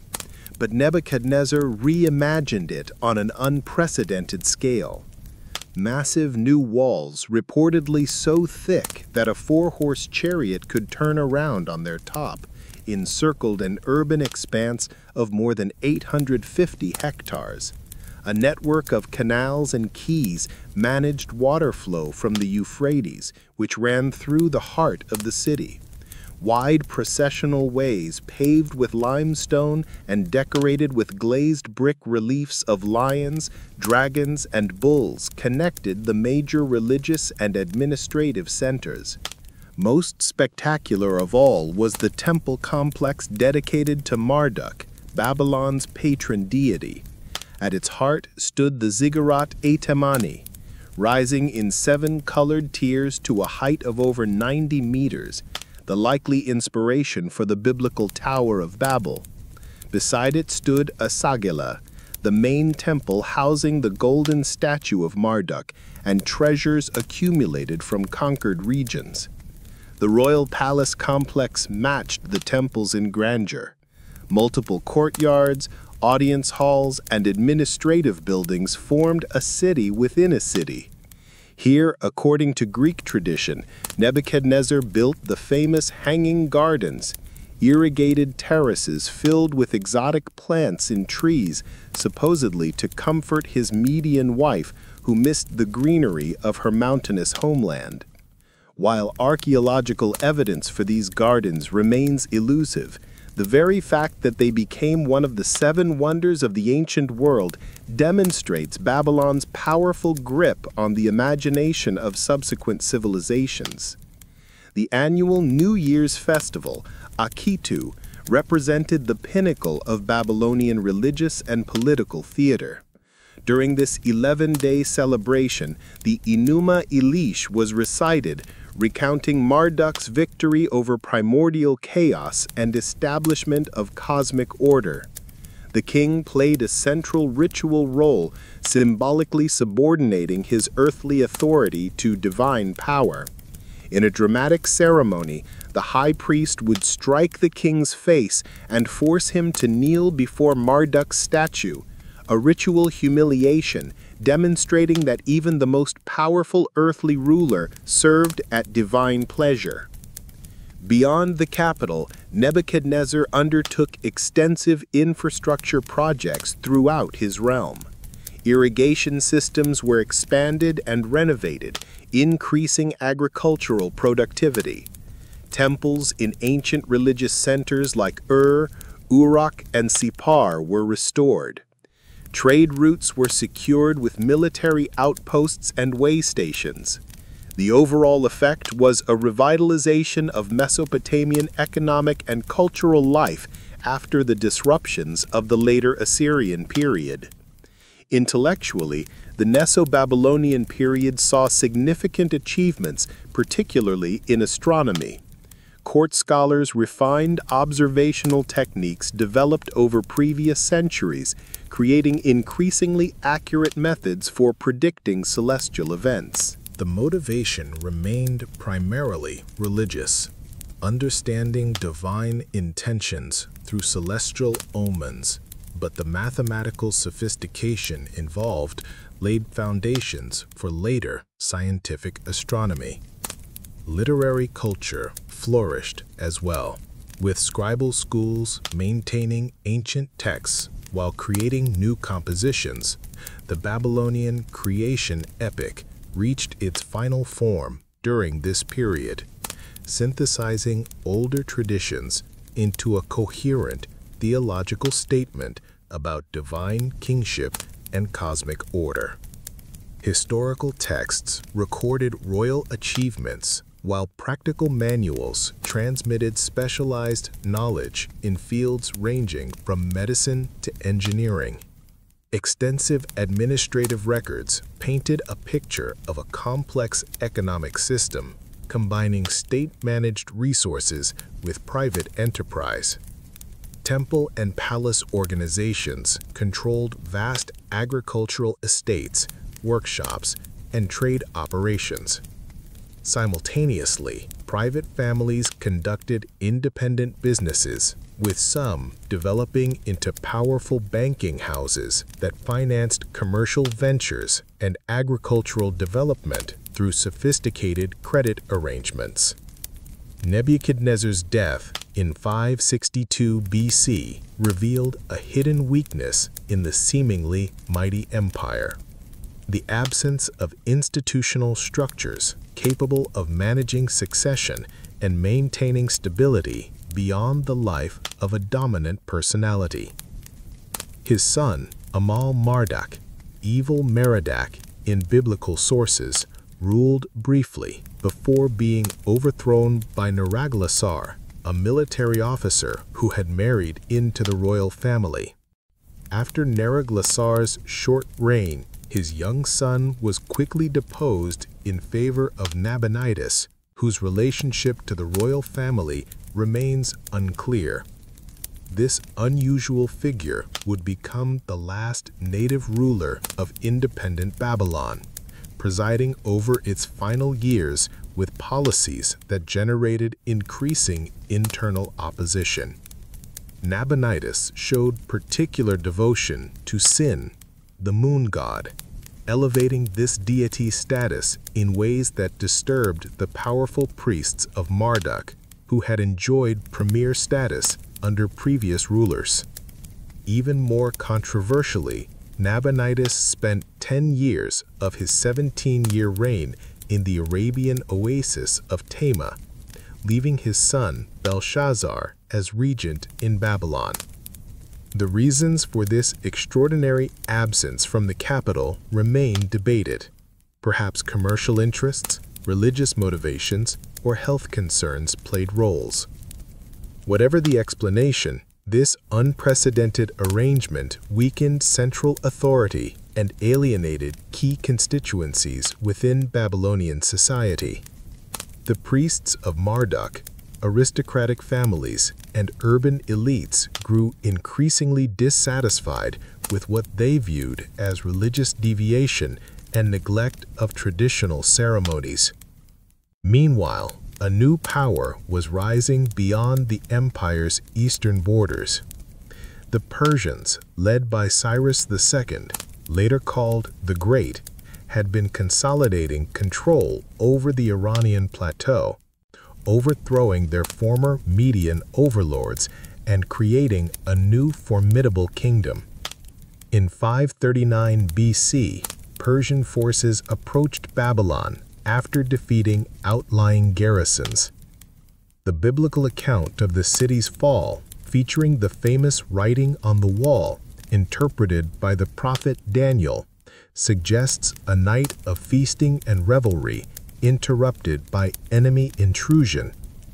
Archaeological and contemporary Persian sources tell a different story. Babylon surrendered with minimal resistance, and Cyrus entered the city as a respectful liberator rather than a destructive conqueror.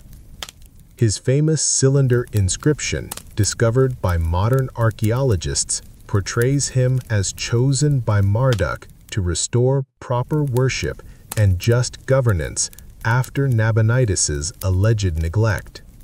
Whether through divine will or political calculation, this relatively peaceful transition preserved Babylon's physical splendor while ending its political independence. The Neo-Babylonian Empire became a wealthy province within the even larger Persian Empire, which would establish new paradigms for multicultural governance. Thus concluded the final chapter of truly independent Mesopotamian civilization. Although Babylon would continue as an important administrative center for centuries under Persian, Greek, and Parthian rule, indigenous political traditions had reached their conclusion. The legacy of this brief but brilliant Neo-Babylonian Renaissance would endure, however, not only in archaeological remains, but in cultural memory.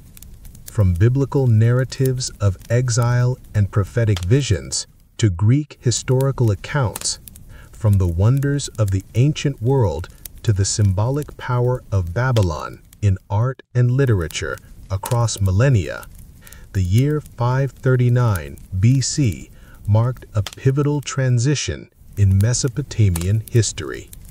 After 3 millennia of indigenous rule, punctuated by occasional outside invasions, the region between the rivers would now become part of a vast multicultural empire centered outside its traditional boundaries. This transformation began not with violent destruction, but with a remarkable peaceful transfer of power that preserved Babylon's physical grandeur while forever altering its political status. The agent of this historic change was Cyrus II of Persia, later called the Great, a ruler whose origins had seemed far from promising for world historical impact. The Persians had long existed as a collection of semi-nomadic tribes in the southern Zagros Mountains and Iranian Plateau, subordinate to more powerful neighbors. Under the leadership of Cyrus's ancestors, the Achaemenid clan had established a small kingdom centered on Anan in southwestern Iran, nominally subject to Median overlordship.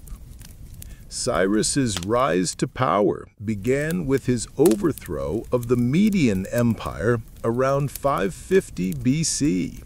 According to the Greek historian Herodotus, Cyrus had been raised in secrecy after his maternal grandfather, the Median king Astyages, had dreamed that his grandson would usurp him. Despite attempts to eliminate the threat, the young man survived to fulfill the prophecy, overthrowing his grandfather and claiming the Median territories. With stunning rapidity, Cyrus transformed this initial success into a campaign of unprecedented conquest. Within a single decade, he gained control over most of Western Asia, incorporating the wealthy kingdom of Lydia in Anatolia, the Greek cities of the Ionian coast, and various regions of the Iranian plateau. His military achievements combined innovative tactics with strategic flexibility. But perhaps his most distinctive characteristic was his approach to conquered peoples. Unlike earlier conquerors who imposed their cultural and religious practices while suppressing local traditions, Cyrus developed a revolutionary policy of cultural and religious tolerance. Conquered peoples retained their customs, local administrative systems, and religious practices. Persian imperial strategy focused on ensuring loyalty and tribute flow, while otherwise minimizing disruption to local societies. As this formidable new power expanded westward, the last Neo-Babylonian king, Nabonidus, found himself increasingly isolated politically and militarily. Having spent a decade in the Arabian oasis of Tema for reasons that remain debated, Nabonidus had returned to Babylon to find his religious policies and governing approach sharply criticized by influential groups within the society. His particular devotion to Sin, the moon god, had alienated the powerful priesthood of Marduk, traditionally Babylon's patron deity. His apparent neglect of certain religious festivals, particularly the crucial New Year's celebration, generated theological concerns about cosmic order. Meanwhile, various conquered peoples within the Babylonian realm harbored resentments over restrictive policies, creating potential allies for any invader, promising more tolerant rule. As Persian forces approached Babylonian territory in 539 BC, they encountered a deeply divided society. Some frontier garrisons resisted, while others quickly surrendered. Nabonidus gathered troops to meet the threat, but the expected decisive battle never materialized. Instead, Persian forces, under the command of Cyrus's general Ugbaru, conducted a brilliant maneuver, diverting river waters to lower the Euphrates enough for troops to enter Babylon beneath its massive walls. The Nabonidus Chronicle, a contemporary Babylonian text, describes the city's fall in remarkably undramatic terms. In the month of Tashitu, when Cyrus attacked the army of Akkad in Opis on the Tigris, the inhabitants of Akkad revolted, but he massacred the confused inhabitants. The 14th day, Zippar was seized without battle. Nabonidus fled. The 16th day, Ugbaru, governor of Gutium, and the army of Cyrus entered Babylon without battle.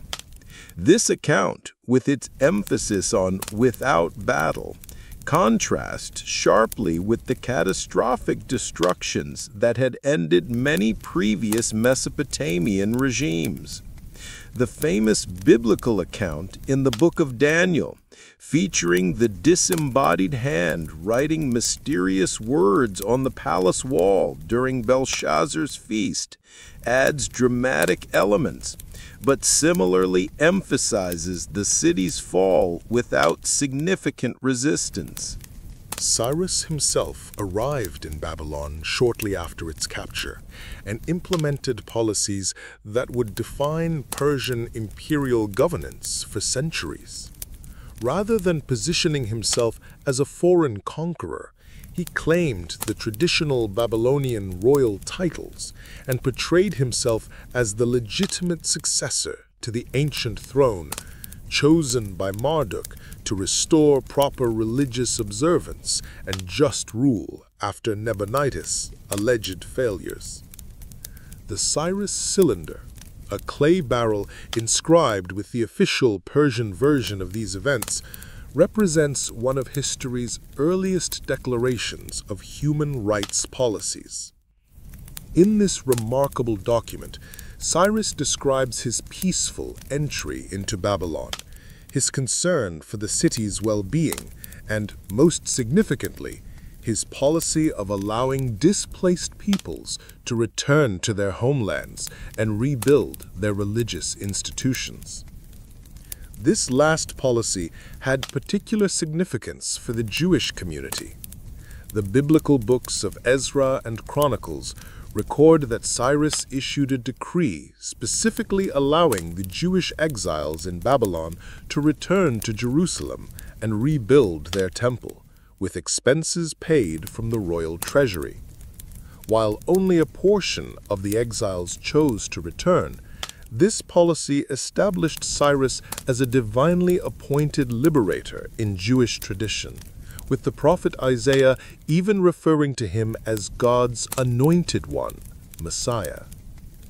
For Babylon itself, the Persian conquest marked a new beginning. No longer an imperial capital, but a wealthy provincial center within a far larger political entity. The city retained its splendor, religious importance, and economic vitality. Its administrative systems and scribal traditions continued, now serving Persian imperial needs. Many Babylonian elites found places within the new imperial administration, applying their skills in service to their new overlords. The Persian Empire, created by Cyrus and expanded by his successors, represented a new model of imperial organization, divided into provinces called satrapies, each under a governor, satrap.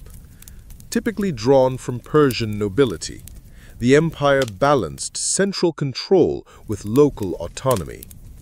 A common imperial administrative language, Aramaic, standardized coinage, and an impressive road network facilitated governance across vast distances.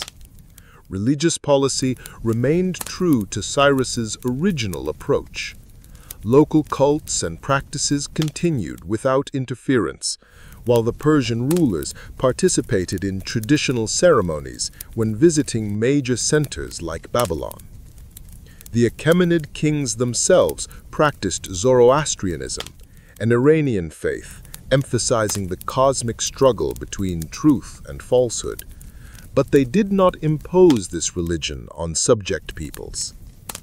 Under Persian rule, Mesopotamia experienced generally stable governance for 2 centuries. The region's agricultural productivity and commercial wealth made it among the most valuable provinces of the empire. Babylonian astronomical knowledge, administrative expertise, and cultural traditions influenced Persian imperial practices, while Persian military protection and inclusion in an empire stretching from the Indus to the Mediterranean created new opportunities for merchants and officials. Occasional rebellions did occur, particularly during succession disputes within the Achaemenid dynasty. Babylon revolted twice during the troubled accession of Darius II around 522 BC, and again after the death of Xerxes in 465 BC. These uprisings were suppressed with varying degrees of severity, but never led to the wholesale destruction that had characterized the Assyrian response to rebellion. The Achaemenid dynasty ruled Mesopotamia until 331 BC, when Alexander the Great defeated the last Persian king, Darius III, and claimed the vast empire for himself. With his victory, Hellenistic culture would be introduced to the ancient land between the rivers, beginning yet another chapter in its long history. But the pivotal moment in this transition had come 2 centuries earlier, when Cyrus the Great entered Babylon and established a new paradigm of multicultural empire that would influence political thinking for millennia to come. The Persian Empire marked the definitive end of truly independent Mesopotamian political systems, but paradoxically ensured the preservation and transmission of Mesopotamian cultural achievements by incorporating rather than destroying local traditions. The Persian Empire created conditions where ancient knowledge could be maintained and eventually transmitted to new civilizations, ensuring that the legacy of the land between the rivers would endure long after its political independence had passed into history. The Persian conquest in 539 BC marked the beginning of a long twilight for the ancient civilization between the rivers. While Mesopotamian cities, particularly Babylon, would continue to exist for many centuries, indeed some settlements in the region have maintained continuous habitation into the modern era, the distinctive cultural tradition that had developed over 3 millennia underwent a gradual transformation under successive waves of foreign rule. The Persian period, ranging 539 and 331 BC, treated Mesopotamian traditions with considerable respect. Achaemenid kings participated in traditional Babylonian religious ceremonies when visiting the city, maintained the ancient temples, and incorporated local elites into their administrative systems. Babylonian astronomical knowledge, with its sophisticated mathematical foundations, influenced Persian understanding of the cosmos. Cultural continuity remained strong during these 2 centuries, even as political independence had been lost. A more dramatic shift began with the arrival of Alexander the Great, who defeated the Persian forces under Darius III in 331 BC. After this victory, the Macedonian conqueror entered Babylon in triumph, receiving an enthusiastic welcome from a population perhaps hoping for liberation from Persian rule. Alexander apparently appreciated the city's historical importance. He planned to make Babylon the capital of his new Eastern Empire and began ambitious restoration projects for its temples and palaces. However, Alexander's premature death in 323 BC in the palace of Nebuchadnezzar, in Babylon itself, triggered a prolonged power struggle among his generals.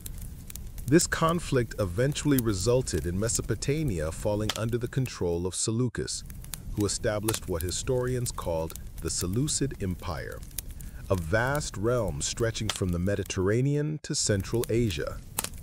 Rather than ruling from Babylon, Seleucus founded a new capital, Seleucia, on the Tigris, about 90 kilometers north of the ancient city. This new Greek-style polis, with its grid-planned streets, theaters, gymnasiums, and administrative centers, represented a deliberate attempt to implant Hellenistic culture in the heart of the ancient land. Many residents of Babylon gradually relocated to the new city, drawn by economic opportunities and tax incentives, beginning a slow decline in the ancient capital's population and importance. Under Seleucid rule, a complex cultural fusion began developing. Greek became the administrative language, and Greek architectural styles, artistic conventions, and religious practices were introduced throughout the region. Simultaneously, traditional Mesopotamian temples continued operating. Uniform writing persisted for religious and astronomical texts, and ancient literary works were still copied and studied in specialized scribal centers. This Greco-Mesopotamian synthesis is particularly evident in intellectual developments of the period. Babylonian astronomical traditions, with their emphasis on mathematical prediction of celestial movements, influenced Greek theoretical models of the cosmos. Simultaneously, Greek philosophical approaches affected how Babylonian scholars interpreted their ancient traditions. Berosus, a Babylonian priest, composed a Greek language history of his homeland for Seleucus ruler Antiochus I, translating Mesopotamian traditions into forms comprehensible to a Hellenistic audience. The Hellenistic era in Mesopotamia saw gradual religious transformations as well. Traditional temple cults continued, but with decreasing state support compared to previous eras. Greek deities were sometimes identified with Mesopotamian counterparts, Zeus with Marduk, Apollo with Nu, Artemis with Ishtar, creating syncretistic worship patterns. Simultaneously, new religious movements, including Eastern mystery cults, philosophical schools, and astral religions, gained adherents in the cosmopolitan cities of the region. Political control shifted again in the late Seleucid period. As the empire weakened through internal dynastic conflicts and external pressures, the Parthians, an Iranian people from Central Asia, gradually expanded westward, capturing the eastern provinces of the Seleucid realm and eventually taking Mesopotamia itself around 141 BC. Their arrival marked another stage in the region's transformation. The Parthian period represented a partial return to Eastern cultural patterns after the Hellenistic interlude. While Greek remained an important administrative and cultural language, Aramaic gained increasing prominence, and Iranian cultural elements became more visible in art and royal ideology. The Parthians followed a decentralized governing approach, allowing considerable autonomy to local authorities, including Greek-style city councils and traditional temple administrations. During this era, Babylon continued its slow decline. Though still inhabited and maintaining some religious significance, it had been eclipsed by newer urban centers.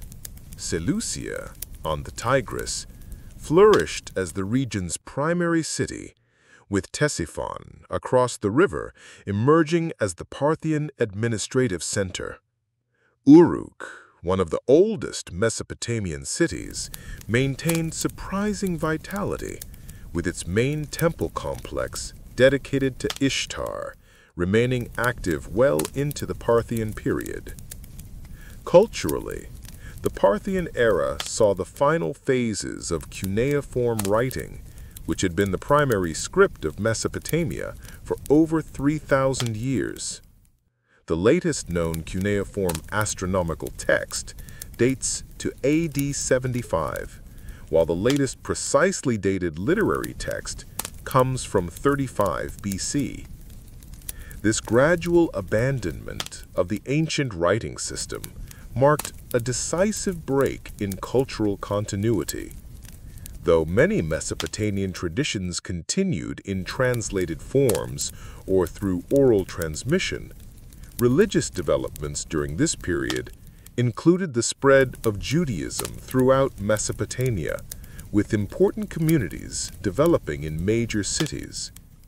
The Babylonian Jewish community, descended from those who had remained after the Persian authorized return to Jerusalem, became increasingly influential in Jewish religious thought.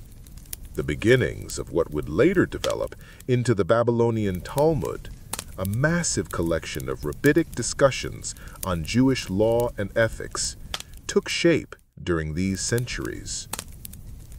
The final major imperial transition came when the Sasanian Persians overthrew Parthian rule in AD 224, establishing a more centralized and assertive Iranian state under Sasanian governance, AD 224 to 651, in Mesopotamia.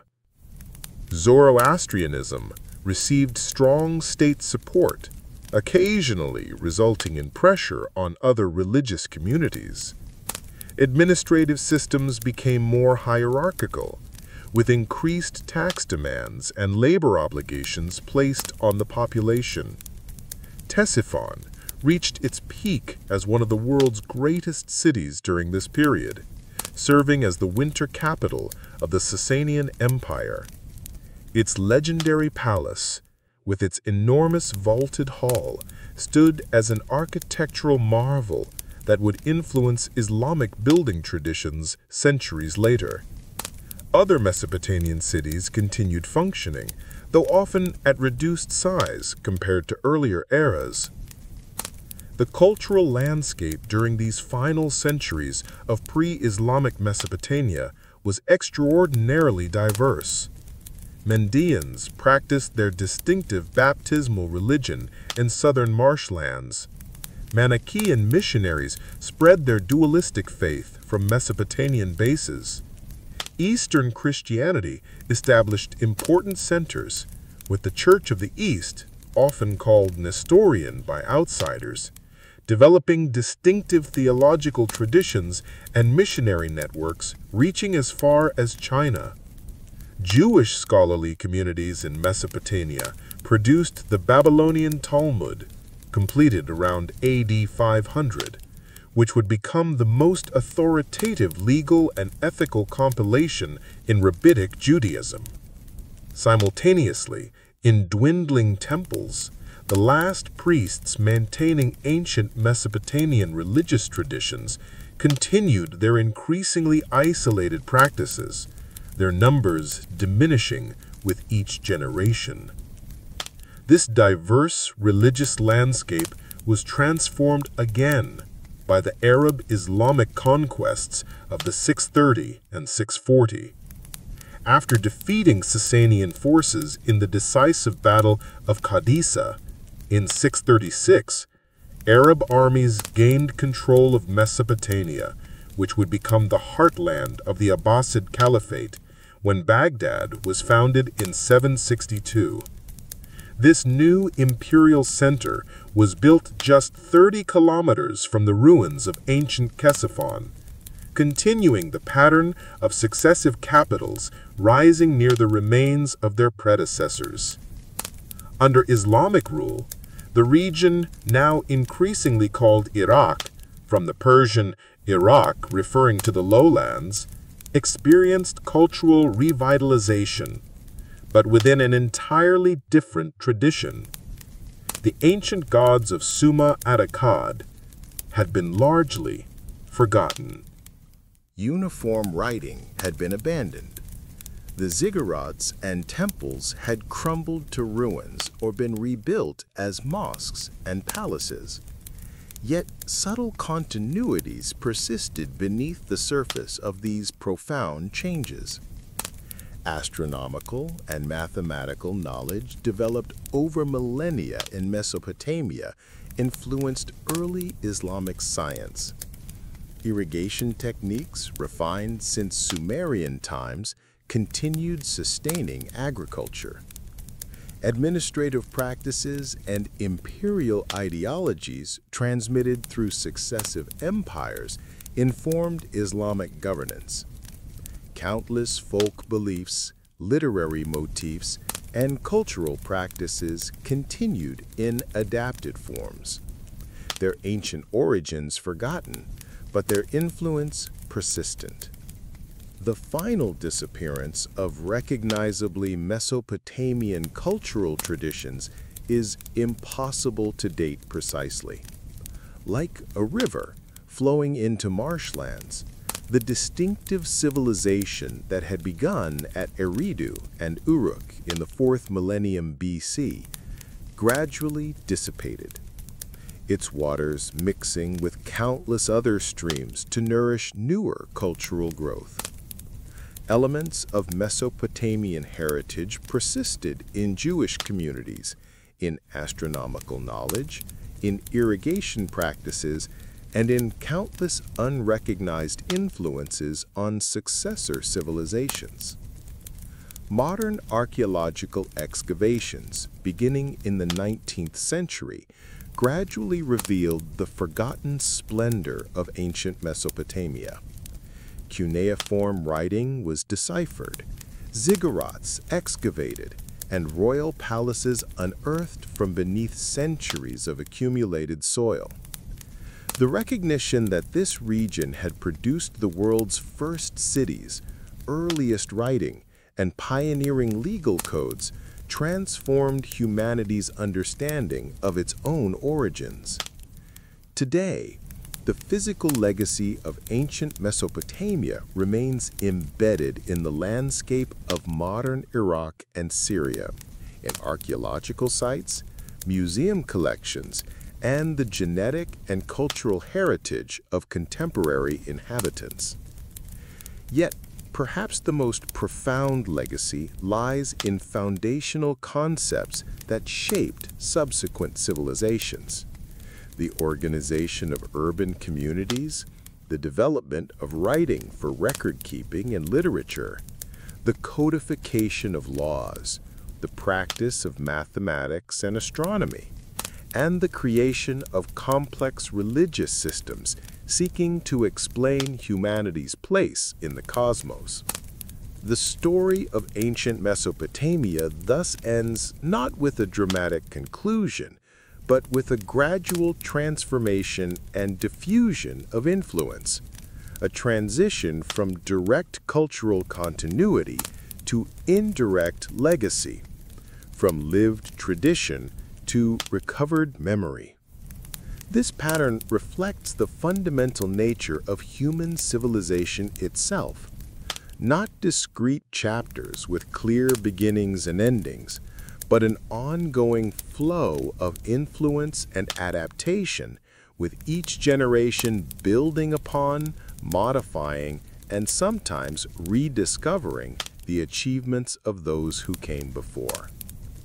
As our journey through the long history of Mesopotamia draws to a close, we can now step back and contemplate the extraordinary legacy this civilization bestowed upon human development. The achievements that emerged from the land between the rivers continue to influence our world today in ways both obvious and subtle, recognized and forgotten. Writing, perhaps the most revolutionary technology in human history, found its first systematic expression in the simple clay tokens and pictographs of Uruk around 3400 BC. What began as a practical method for recording agricultural products and commercial transactions gradually evolved into a flexible system capable of expressing abstract thoughts, preserving literary works, codifying laws, and transmitting knowledge across generations. The cuneiform writing developed in Mesopotamia would influence or inspire many subsequent scripts, and the very concept of written communication would spread from this initial source to transform human societies worldwide. The organization of urban communities with their specialized labor, civic infrastructure, and complex social hierarchies crystallized in the early cities of Saw. Here, humanity first grappled with problems still familiar today: how to govern dense populations, manage shared resources, regulate economic activities, and maintain social order amid competing interests. The solutions developed in these pioneering urban centers, from municipal councils to written laws, from tax systems to religious institutions as social anchors, established patterns that would be adapted and modified by countless subsequent societies. Mathematics and astronomy, driven initially by practical needs for land measurement, architectural planning, and calendar development, reached sophisticated levels in Mesopotamian scholarly traditions. The sexagesimal system, developed by Sumerian administrators based on units of 60, continues to shape how we measure time and angular geometry even in our digital age. Every time we speak of 60 seconds in a minute, or 360 degrees in a circle, we echo calculations made by priests and scribes who observed the stars from Mesopotamian temple platforms thousands of years ago. Legal concepts fundamental to orderly society found early formal expression in Mesopotamian law codes. From Unamu to Hammurabi, these collections established principles of justice, procedures for resolving disputes, standards for commercial transactions, and protections for various social classes. While often harsh by modern standards, these codes represented a revolutionary advance. The concept that law should be publicly known, consistently applied, and derived from something beyond the ruler's momentary whim. This principle of established law, rather than arbitrary authority, underlies all modern legal systems. Religious and mythological frameworks developed in Mesopotamia influenced subsequent theological thinking throughout the Middle East and beyond. The flood narrative in the Epic of Gilgamesh bears striking parallels to later biblical accounts. Concepts of divine justice, cosmic order versus chaos, and humanity's relationship with supernatural forces found expression in Mesopotamian religious texts that would echo through later faith traditions. Even aspects of religious practice, from priestly hierarchies to ritual purification, from sacred architecture to theological speculation, show influences traceable to Mesopotamian origins. Technological innovations from this ancient land transformed daily life and economic possibilities. Irrigation systems developed by Sumerian farmers allowed agriculture to flourish in semi-arid environments, dramatically increasing food production. The potter's wheel revolutionized ceramic manufacturing. Advances in metallurgy progressed from simple copper tools to sophisticated bronze alloys. Wheeled vehicles changed transportation possibilities. Glass production, Textile manufacturing and countless other crafts reached levels of refinement that would influence subsequent civilizations across multiple continents. Political organizations, from city-states to territorial empires, found early expression between the Tigris and Euphrates. The tensions between local autonomy and central authority, between traditional practices and administrative efficiency, between diverse populations and unifying governance. All these fundamental political challenges were confronted by Mesopotamian rulers from Sargon to Nebuchadnezzar. Their experiments in statecraft, both successful and failed, provided models and cautionary tales for subsequent political systems across the ancient world. Literary forms exploring fundamental human questions emerged in the world's earliest known creative texts.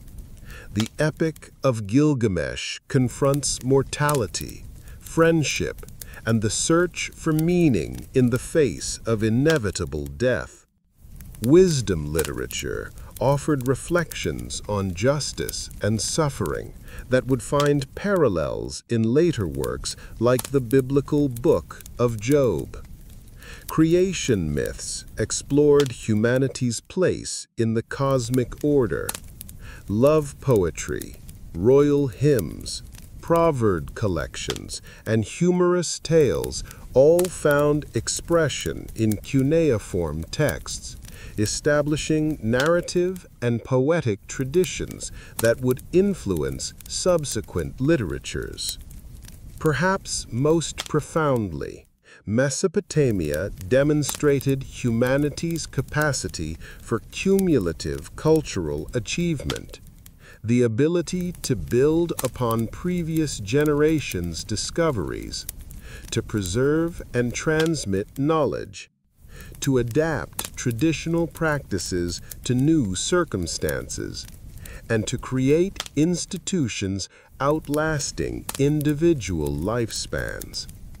This fundamental aspect of human civilization, our ability to stand on the shoulders of those who came before us, found its first sustained expression in the long cultural continuity between the rivers. When we trace these influences, we must acknowledge the complex nature of cultural transmission and parallel development. Some Mesopotamian innovations directly influence subsequent societies through documented contact and deliberate adoption. Others may represent independent solutions to universal human challenges, with similarities reflecting common problems rather than direct influence. In many cases, Mesopotamian practices reached later societies through multiple intermediaries, transformed through successive cultural translations. The relationship between ancient Mesopotamia and contemporary society resembles a mighty river with countless tributaries and distributaries, some channels maintaining direct connection, others dividing and rejoining through complex networks, some apparently disappearing underground only to resurface in unexpected locations. The waters that first gathered in the floodplains of the Tigris and Euphrates have long since mingled with countless other streams, yet they remain part of the great flow of human civilization that continues to this day. As modern inhabitants of a world shaped by electricity, digital communication, and space exploration, we might easily dismiss these ancient achievements as primitive or irrelevant.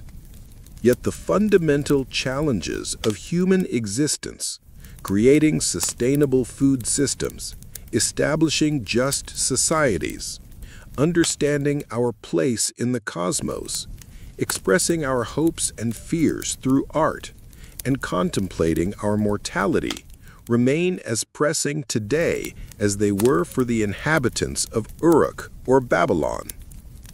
The story of Mesopotamia reminds us that civilization is not a possession, but a process, not an achievement, but an ongoing project. It began long before any of us were born and will continue long after we have returned to dust.